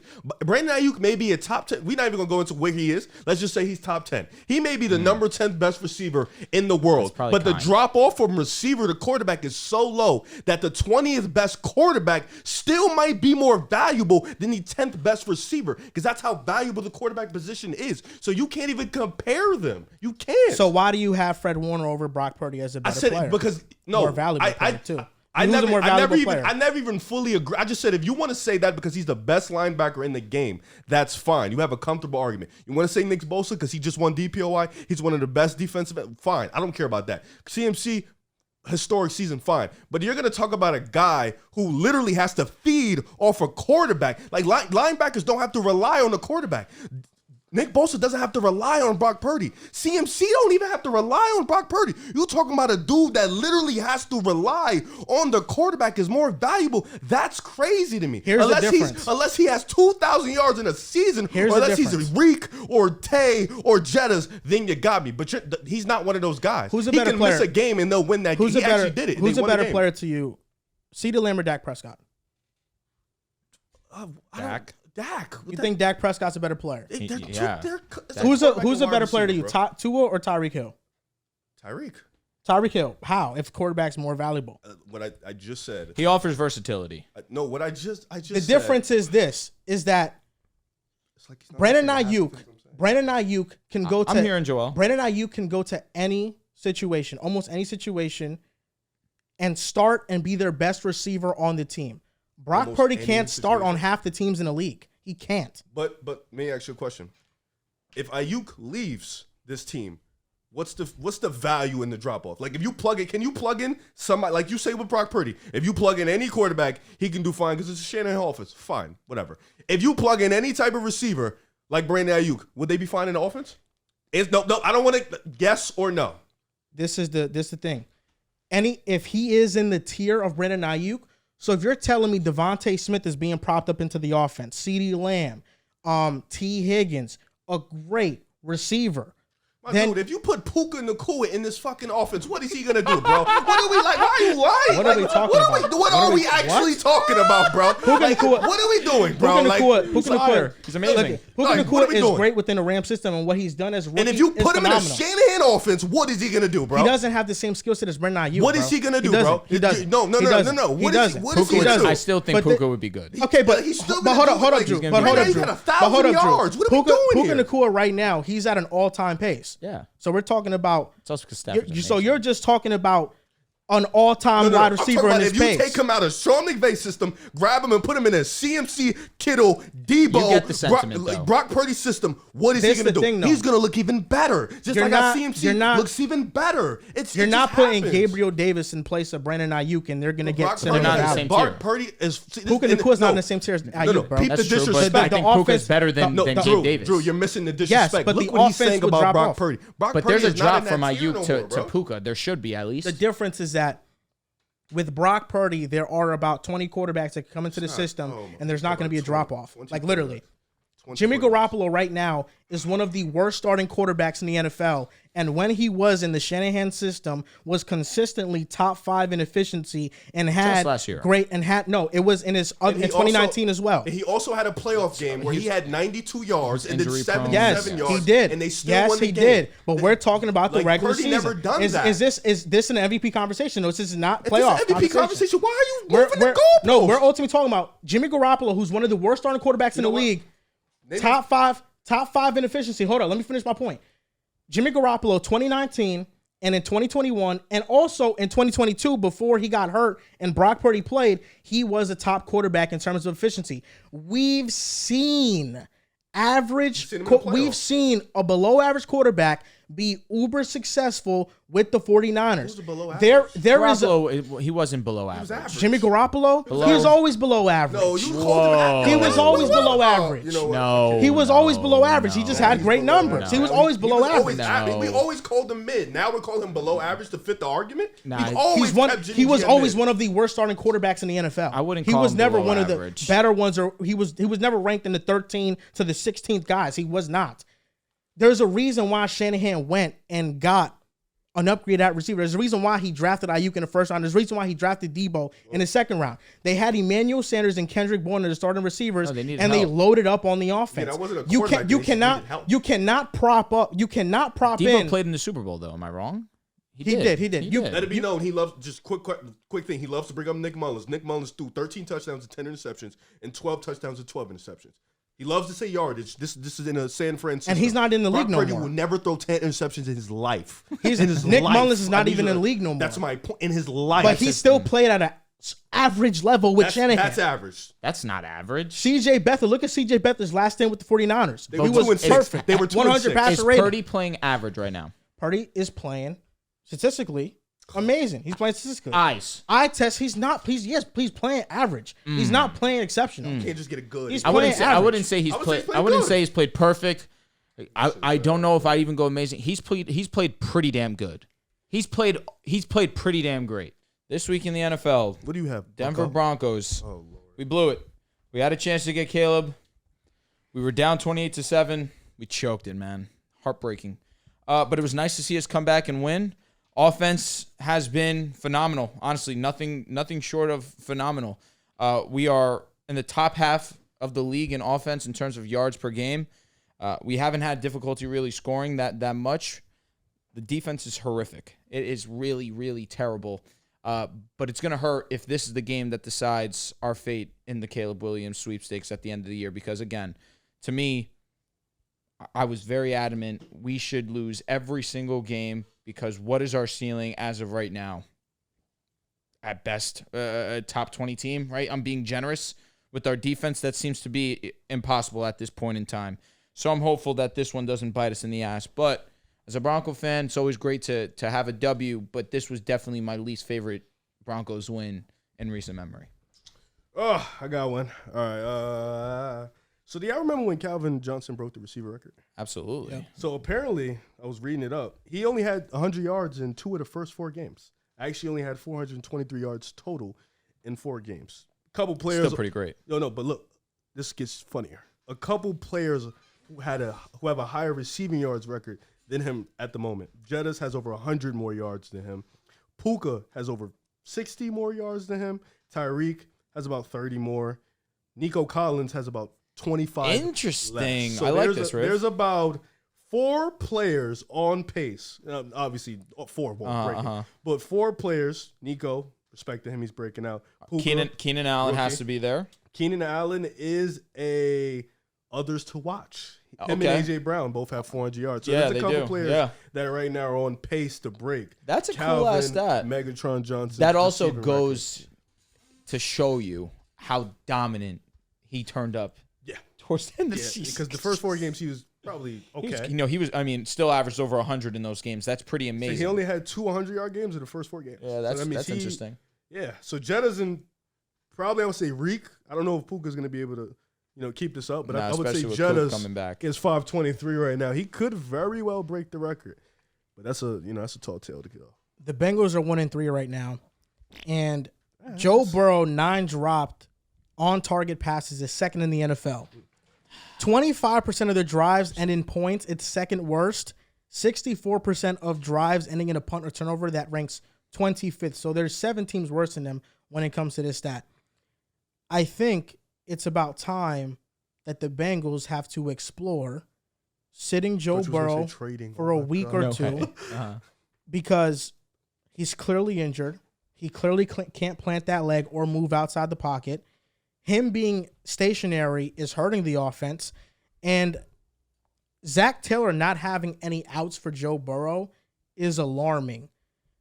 Everything is a deeper developing concept or an intermediate developing concept. There's no out. So versus the Titans, the pass block win rate for the Bengals was horrific. It was 33%. NFL average is 56%. And in most of the plays where Joe Burrow is dropping back, there are no hots for free blitzers that are coming down.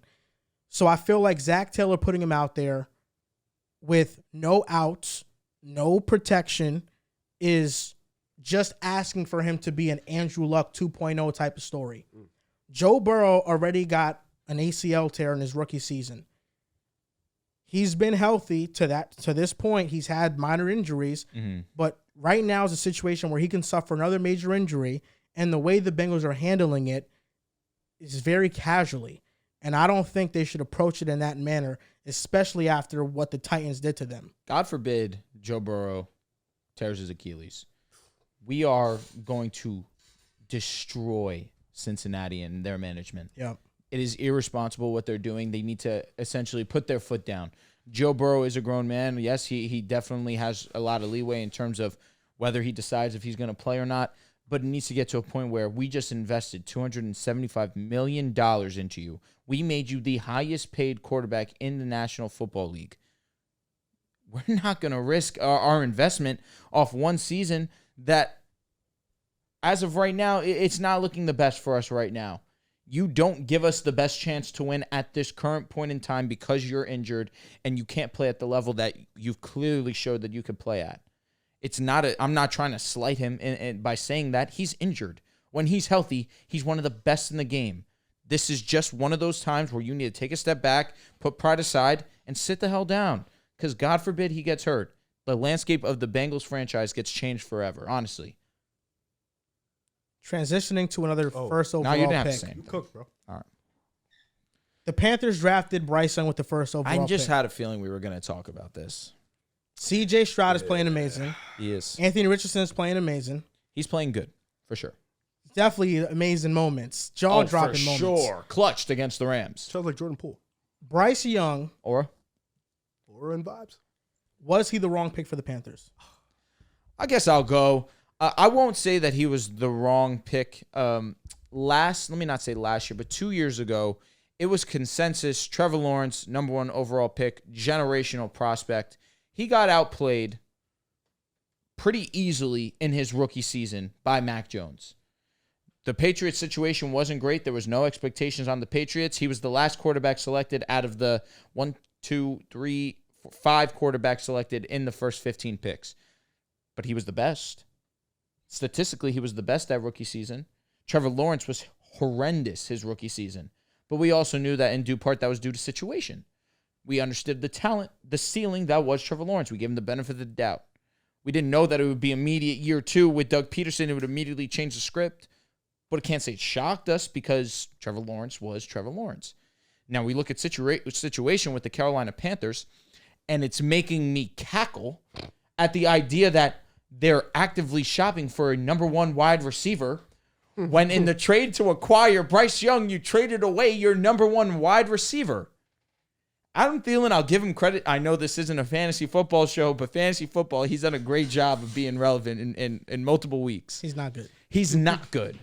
He is not a good wide receiver. He can't separate. He is not what he once was in the National Football League. It happens to the best of us. Father Times always wins. The offensive line's not good. Miles Sanders has been disappointing. He's not even getting – I think this past week we saw him get the lowest snap percentage. He didn't even have 50% of snaps. This offense, it just was not a situation where you could immediately insert Bryce Young and him have success. Now, to go against what I'm saying, CJ Stroud was not supposed to be this.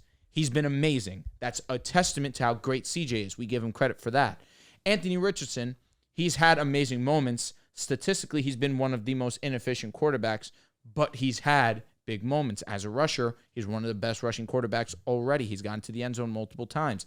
As a passer, definitely could be a little bit more efficient, like I already mentioned. But against the Rams, 2 big-time touchdowns, back-to-back drives. He comes back against a solid Rams team. Although they were in a huge deficit, he still showed early on that he has that clutch gene. Bryce Young, I'm not ready to say that they made a mistake, even with CJ playing as great as he is and excelling at the most important part of the quarterback's position, and that being passing. I think that we need to give this situation time to develop, to form into something, because right now the team as a whole is terrible. I think that we owe it to Bryce to not immediately crucify him after a rookie season. When, again, in the more extreme sense with Trevor Lawrence, who was a way better prospect than Bryce, we didn't give him the benefit of the doubt. We gave him the benefit of the doubt, I should say. Let's continue to hold that same energy until the Panthers put something around Bryce that we can at least say he should be better. Where Justin Fields finally had this situation coming in where, hey, you have a DJ Moore now. Cole Kmet's not a slouch. Chase Claypool, I get it. He's been a healthy scratch. He seems to be a headache to the team. I don't think that he's a bad player by any means. Darnell Mooney is a solid wide receiver too. Khalil Herbert's talented. Your offensive line's not that bad. We invested some capital into you with our first-round pick and bringing in Darnell Wright over there to help you out. You've struggled so far. Darnell's been strong. Darnell has been really good. As an athlete, he's a freak. You've had success against the Broncos, the worst defense in the league. You've struggled every other game since. Now where you have a situation where we can truly evaluate, now the criticisms become very fair. Bryce doesn't have that as of right now. I don't think it's it would be fair at all to Bryce to say, yeah, they made a mistake just because he's getting outplayed by one for sure, and two, he's shown moments and won some games in AR 5 and not 15. Bryce Young deserves leeway in that he's not a bust. Correct. I think people are jumping the gun and calling Bryce Young a bust off of 3 games, which is unfair because the situation is not good. I think Bryce Young will be fine and be a good quarterback. With that being said, was it a mistake taking him number 1? Absolutely it was. C.J. Stroud is better than him.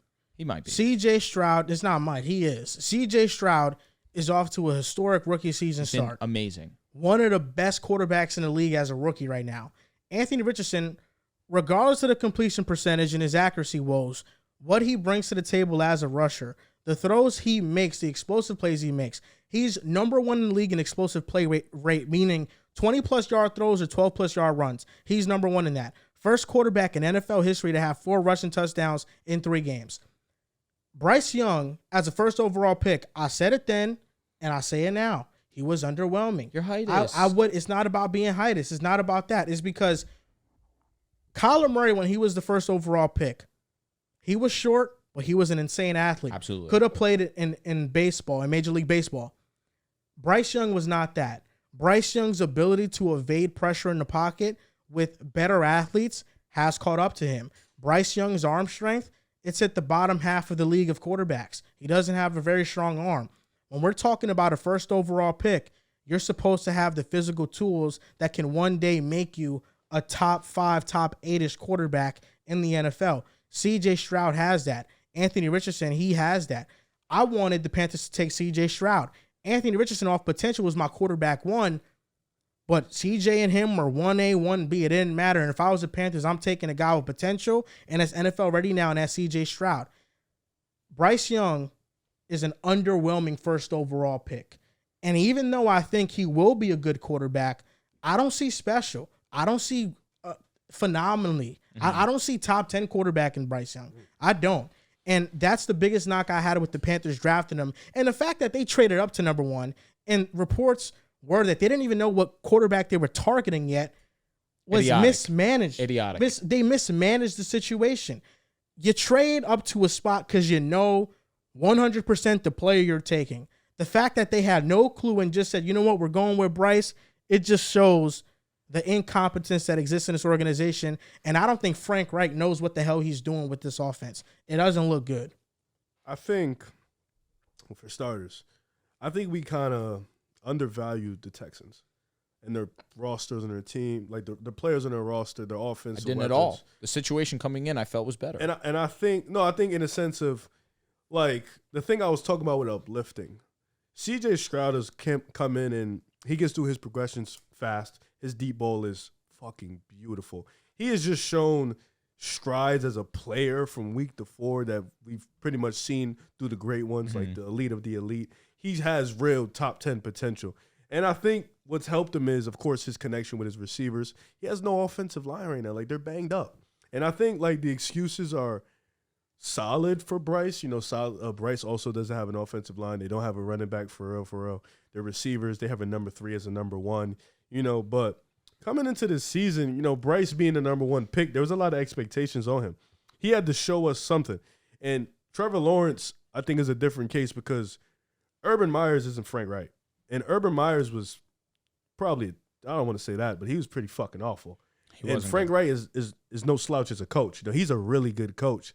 But I also think Carolina, like you mentioned, they mismanaged the situation extremely. Like, not going out to get a receiver, even a good young one. Like, they got Mingo in the draft, but not making any real moves for that offense to fully give Bryce Young the weapons he needs to just be good. Like, the Texans went out, they got Tank Dell. Nico Collins was there. Like, Damian Pierce was there. You know, like, they made moves on that offense. Like, maybe it may not be big moves, but they made modest moves for their quarterback. And then on the defensive end, they was already a young up-and-coming defense. They made some moves on that end too. Like, they made moves, got Stroud their guy, and now he's playing lights out. Same thing with the Colts to a degree. Like, there was already guys there. Pittman Jr. was the number 1. Unfortunately, he hasn't played with JT yet, but still, you know, they got Josh Downs. They had Alec Pierce from last year. So they made moves. But this Panthers team, they haven't made any moves for Bryce Young. And I feel bad because he's such a talented player that he can't really showcase it like these other rookies can because, one, the situation is not great. Two, he's also not playing well himself. You got to put it on him, too. He's not playing well. But he has shown flashes. Sometime, like there was a one play against the Saints. He was 3rd and 13. Didn't see anything, made a run, got a 30-yard gain. Like he's shown some flash. His deep ball, he's shown some flashes where you see some promise in him. But if they don't figure out that situation, we may never see the full potential of Bryce Young because that offensive line is dog shit. The receivers are dog shit. And unfortunately, his contemporaries, the guys he got drafted with, are already ahead of him in the game. AR is already making explosive play every single week. His team is if they're not one, they're tied for one in the division. Same thing with the Texans. They already look like the connection with those young players with CJ, Tank, Nico, and them boys. The connection is there. Schultz finally getting going. Schultz too. had a big game last week. The defense is young. It's coming. So that team looks like next year they maybe not take over, but they can real legit run at that title. Making me look stupid for the idea that Cardinals and them could potentially give the Cardinals number one and number two. The Texans are a great team. Bryce Young, he works the middle of the field great. He can really throw to the middle of the field. He does have limitations to him, but the offensive line is bad. The running game is bad. But despite that, Andy Dalton the week before threw for 361 yards and 2 touchdowns. Mickey Mouse Seahawks defense. They just shut down Daniel Jones. That's the worst offense in the league.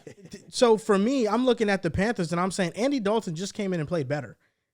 Andy Dalton, I don't think that's a knock because Andy Dalton is an experienced player. Absolutely. He should play better than a true professional. A rookie that has started 2-3 games already in the NFL. I'm with you. But I do think drafting Bryce Young first was a mistake. C.J. Stroud was a better quarterback, in my opinion, had better physical tools. And Anthony Richardson, although he was raw, the tools, when they pop off the screen with him. And Anthony Richardson, to me, he's going to be a superstar in this league. He's that good. And even if the accuracy might be a little wobbly right now, he's going to figure this out. This is just his second year really starting at quarterback. He's new to the position, and he already understands the nuances of it and just has a feel for it. Bryce Young, it was a mistake. He could still be a good quarterback. You think CJ would have done better in that situation, or AR? I think CJ would have done better. You think AR? I think both of them do better. AR would have done better in that situation. I think AR opens up the running game more for them. I think don't CJ like is just a better questions quarterback. like that at all, because it's impossible to say. But all you can really see, very honestly, is just what Bryce has to deal with. It's not a great situation. AR hasn't been consistent on a play-by-play basis as a passer, and he already has good receivers there. So you don't think being in Carolina, there's nothing there for him. In the run game, he probably helps, but he also has to probably fight for his life as well. In 2.5 games, I've liked what I've seen from AR, absolutely, just because of the versatility that he provides. That situation's not great either. They don't even have Jonathan Taylor in there. Zach Moss has impressed last week, not so much. But overall, for situations, Anthony Richardson hasn't had that great of a situation either. And he's had some good moments, absolutely, and just because of his versatility. CJ Stroud either. I don't think he's had this great situation. The offensive line's been beat up. The offensive line, I got to hear. Tunsil missed the 3rd straight game. Kenyon Green, season-ending IR. I think from a weapons perspective, though, Bryce has comfortably the worst situation. No, he does from a weapons perspective, but I also think the game plan and how the Panthers are asking Bryce Young to play quarterback is a testament to them not trusting him at all. Half of the plays that Bryce Young had were screen passes. When you're throwing screens at that rate, it means that you really just don't trust your quarterback to push the ball down the field. And Bryce Young, even on those screen games, a lot of them were televised because the defense already knew it was coming. But to me, Bryce Young, it's just from an eye test perspective, he just doesn't pop off. He doesn't pop off like a first overall pick should pop off. And that's my biggest gripe with him. And to talk about how bad C.J. Stroud's offensive line had, or let's say how battered it's been. Of the rookies, CJ's by far and away been the most pressured. He's tied for most sacks, but still, by a landslide, leads the rookies in terms of total yards, in terms of touchdowns, has not turned the ball over. He's looked mint. So you have to praise CJ. Sure. That's obvious, and I can understand where if you feel as if with what you've seen so far from CJ, that's a mistake. CJ's done a good job to back you on that. He looks borderline perfect so far to start his career, and played some pretty solid teams on that route as well. But I'm way. This is way too early in the process for me to think that this is a just flat out mistake. I feel you. CJ looks crazy, but way too early. 4 weeks, only 3 games into his career. I can't say it's a mistake yet. In or out week 4 edition, I got 5 statements here. I love this part of the show. Mike Tomlin should be on the hot seat. Absolutely not. No way, no how. Unless you're blaming him for actively not firing Matt Canada, which is fair. He obviously is the head coach. He has that responsibility. But all he's been is a model of consistency. He does have a Super Bowl in his resume as tenured with the Pittsburgh Steelers. The most recent time he's been there, he did lose. Ever since, he hasn't been anything crazy. He's had some great offenses, bad defense. He's had some elite defenses, mediocre offense. This season, the offense is atrocious, but the defense continues to stay afloat aside from this past week against the Texans. He's going to find a way to go over 500. That's just what he is. I still think he's one of the better coaches. It's just a matter of finally making that decision to get rid of Matt Canada because this offense needs it. I'm going to go in because I think Wow. as great as he is as a coach, as great as his longevity has been, is keeping his team either mid or good or great. Eventually, the coaches like this end up reaching a hot seat when they start to get outdated, when they start the game is starting to pass them. Him having Matt Canada there, Kenny Pickett there, it's not helping his case, because I think defensively this is one of the best defensive units in football. But I'm going to go in because at some point you have to make a change and initiative to the new world, and I think eventually they're going to do that. My thing with that is, and I'm sorry, Joel, before you go, if they fire Mike Tomlin, he gets picked up immediately. He turns another team into a solid team. It's like Andy Reid got fired from Philadelphia after a terrible season, goes to Kansas City, immediately makes them a relevant team. They had solid pieces in place already. You could say that his first season there, 11-5. Andy Reid's just too high level of a coach that you look at that move from Philly. You shouldn't have done that, even though, of course, hindsight's boding well. They've done a great job since then. But Andy Reid was an elite coach that they decided to move on from. If you do the same with Tomlin, you better figure it the fuck out because not everyone's Philadelphia. Sometimes it's just time with somebody ends, Andy Reid is a great offensive head coach. Mike Tomlin obviously doesn't know about offense if he's hiring Matt Canada. And defensively, the defense hasn't been that great. It really hasn't. Mike Tomlin, when he won a Super Bowl, it was with a roster that Bill Cowher constructed. Bill Cowher won a Super Bowl years before that. I'm in on this because, yes, the Steelers are always 500, but they're 3-7 in the playoffs since 2011. So since 2011, that's 12 years now. They're 3-7. They haven't won a playoff game since 2016. And the last 3 years offensively, they've been ranked 21st, 26th, and 25th. And despite that, Matt Canada still has a job, and Mike Tomlin continues to vouch for him. On top of that, in back-to-back first rounds the last 2 years, outside of this past draft, they have drafted Kenny Pickett and Najee Harris as first-round picks. Those players, Najee Harris is mediocre at his position, and Kenny Pickett, I don't think is going to be anything as a starting-level quarterback. So when you're drafting these players in the first round, when your offense is this putrid, when you have no playoff success since 2016, I think it's time to find better options. My thing about that 2016 team is they lost to the Denver Broncos, who ended up winning the Super Bowl by a touchdown.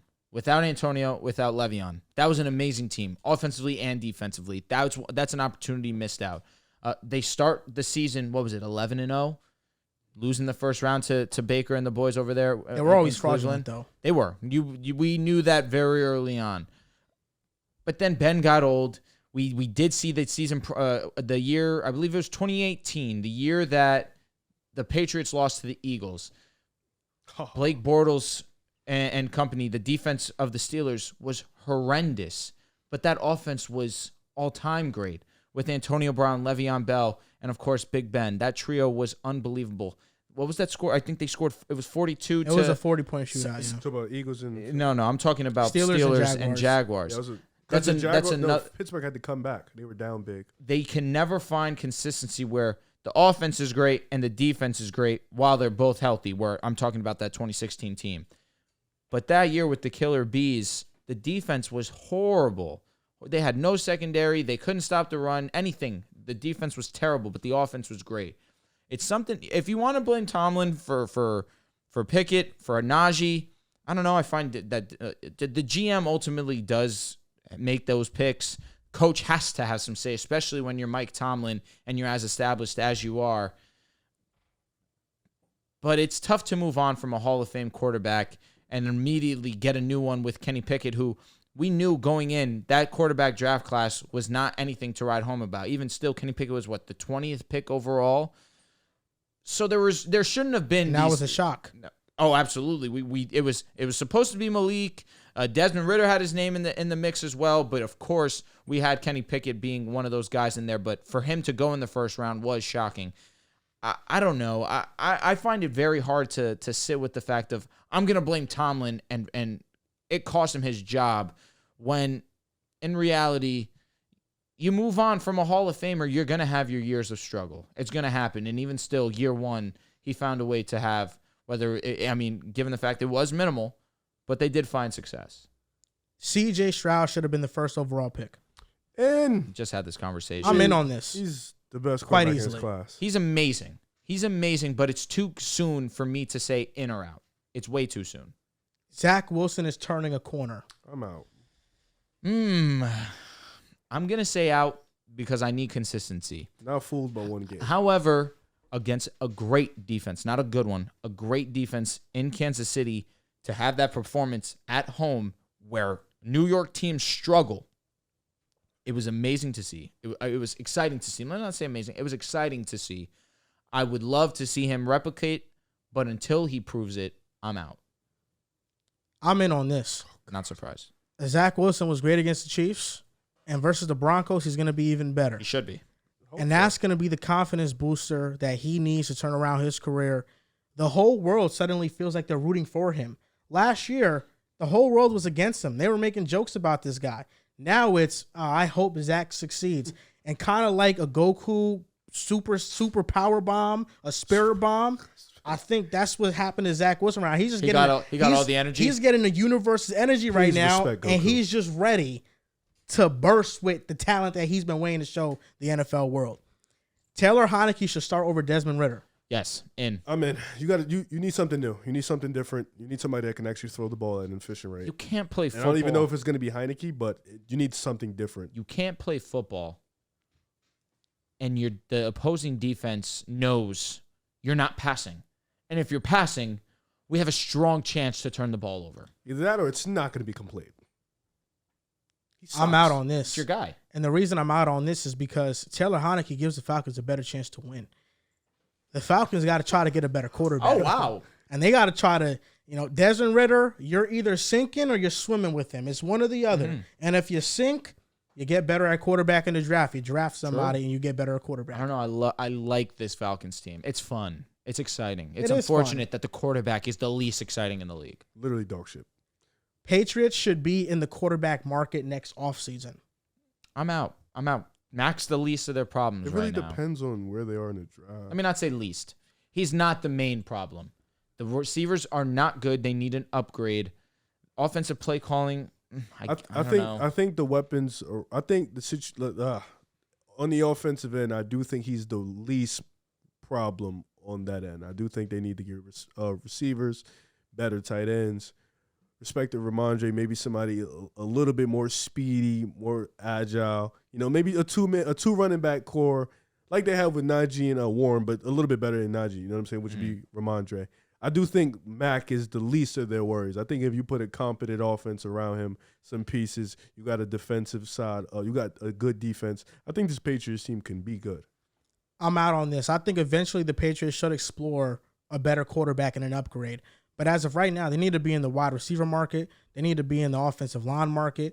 They need to be in all of those positions markets before they explore the quarterback. Because regardless of the quarterback they bring in, if they have the similar cast of players they have right now, they're not going to have much success either. Moving on to power rankings heading into Week 5. Top 10 power rankings heading into Week 5. I'm going to go 10 to 6 first. Number 10, I got the Chargers. Number 9, I got the Lions. Number 8, I got the Seahawks. Number 7, I got the Cowboys. And number 6, the Miami Dolphins. Okay. You showed respect to the Seahawks. I understand where you're coming from. They beat the Lions, They so they deserve that spot up. Not going to say you're wrong. I still think the Lions, even though when they did match up, Seahawks got the better of them at the very end. But I still think the Lions have the better win overall in the season, beating the Kansas City Chiefs opening night. So at the 10th spot, I do have Seattle. Number 9, I do have the Browns still paying respect to their team, even though they did just have a bad performance against the Ravens. But a division game, Ravens have been great.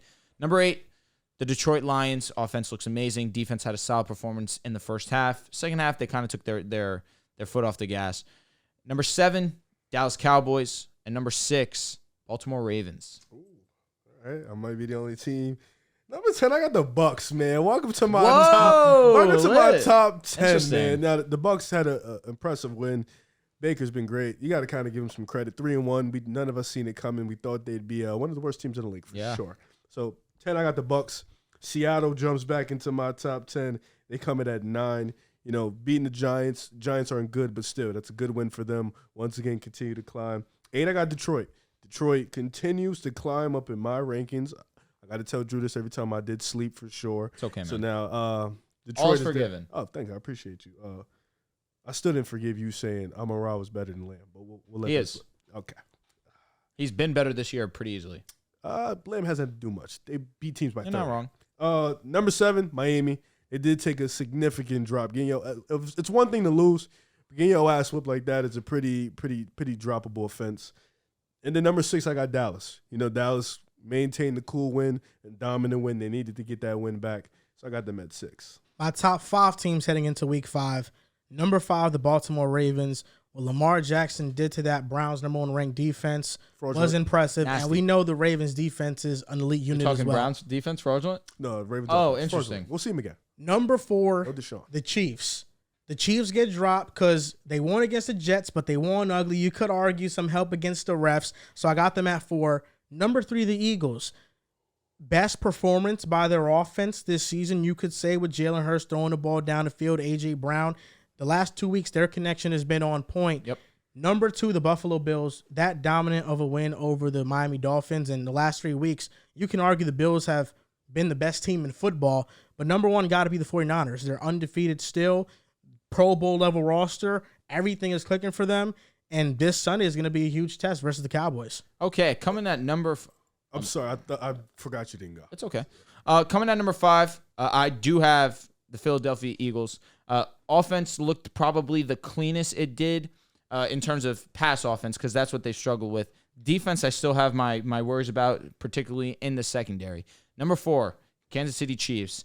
Offense has statistically still been amongst the top of the league, but eye test, they still have ways to go to reach their ceiling of how we know that they can play. Defense still has looked great. Number 3, Miami Dolphins. I get it. Not their best performance by any means. The defense got exposed against Josh Allen and the Buffalo Bills, but I still believe in this team, top to bottom, offensively, amazing. Still have no doubts that they'll continue to be one of the best offense in the league, and by year's end, statistically, will be the number 1 offense in the game. Number 2, Buffalo Bills. Honestly, could be in conversation for number 1 after that ass kicking that they gave to the Miami Dolphins. It was really close between them and my number 1 team, the San Francisco 49ers. So number 5, I got Baltimore. Once again, offense put on a show against my Cleveland Browns. That defense, one of the best has been. Lamar pretty much picked them apart. Number 4, I got the Chiefs. Like Joel mentioned, they won, but they did not look good against the Jets. That defense was good, but then they got started to get carved up after the first quarter. Mahomes looked human for once, so that's something they got to figure out. Number 3, I have Buffalo. Elite team. They went out there. They beat Miami. Great, impressive win, statement win. But my top 2 teams, they keep winning, so I got to keep them up there. Number 2, I got the Philadelphia Eagles. Like Drew mentioned, the passing offense finally looked like they got it into form, had a clutch game-winning drive. But in my opinion, it should have never even been in that situation in the first place. For some reason, when they play Washington, shit bulks up. They fight to the death. Sam Howell popped. He sure did, and I knew it was going to. He has it every 3 games. I knew it was going to fucking happen. Just respect him. That's all I'm saying. And then number 1, the most dominant team in the league, the San Francisco 49ers, been clicking on all cylinders. They have the MVP, so of course they're number 1 That's right it. now. Push that agenda. You have to for an hour and a half debate. That's going to do it for episode 315 of the Pick a Side Podcast. You can follow us on Twitter at Pick a Side Pod, on Instagram and TikTok at Pick a Side Podcast. Thank you guys for watching, and we'll see you next time.